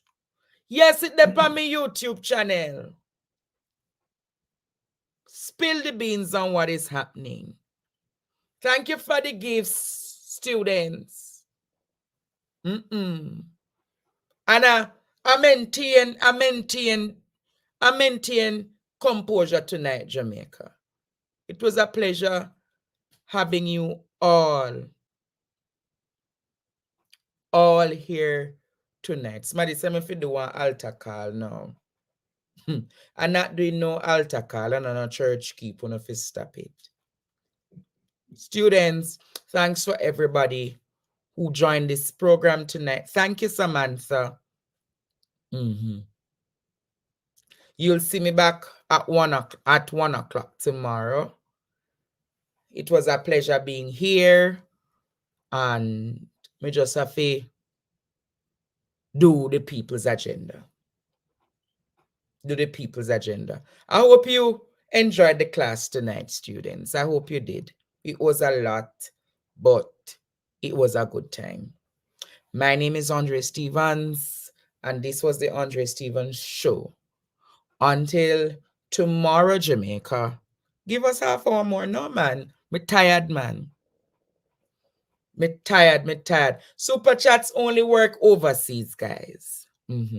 So thank you all for being here, and thanks for being my good audience tonight. And boy, students, despite them I have campaign and debate, 6,000 people were able to be in this class tonight. 6,000. God bless you, man. God bless you. And see you back tomorrow. Until then, Jamaica, my name is Andre Stevens, tuning out from the Andre Stevens Show. Good night. Good night. Good night.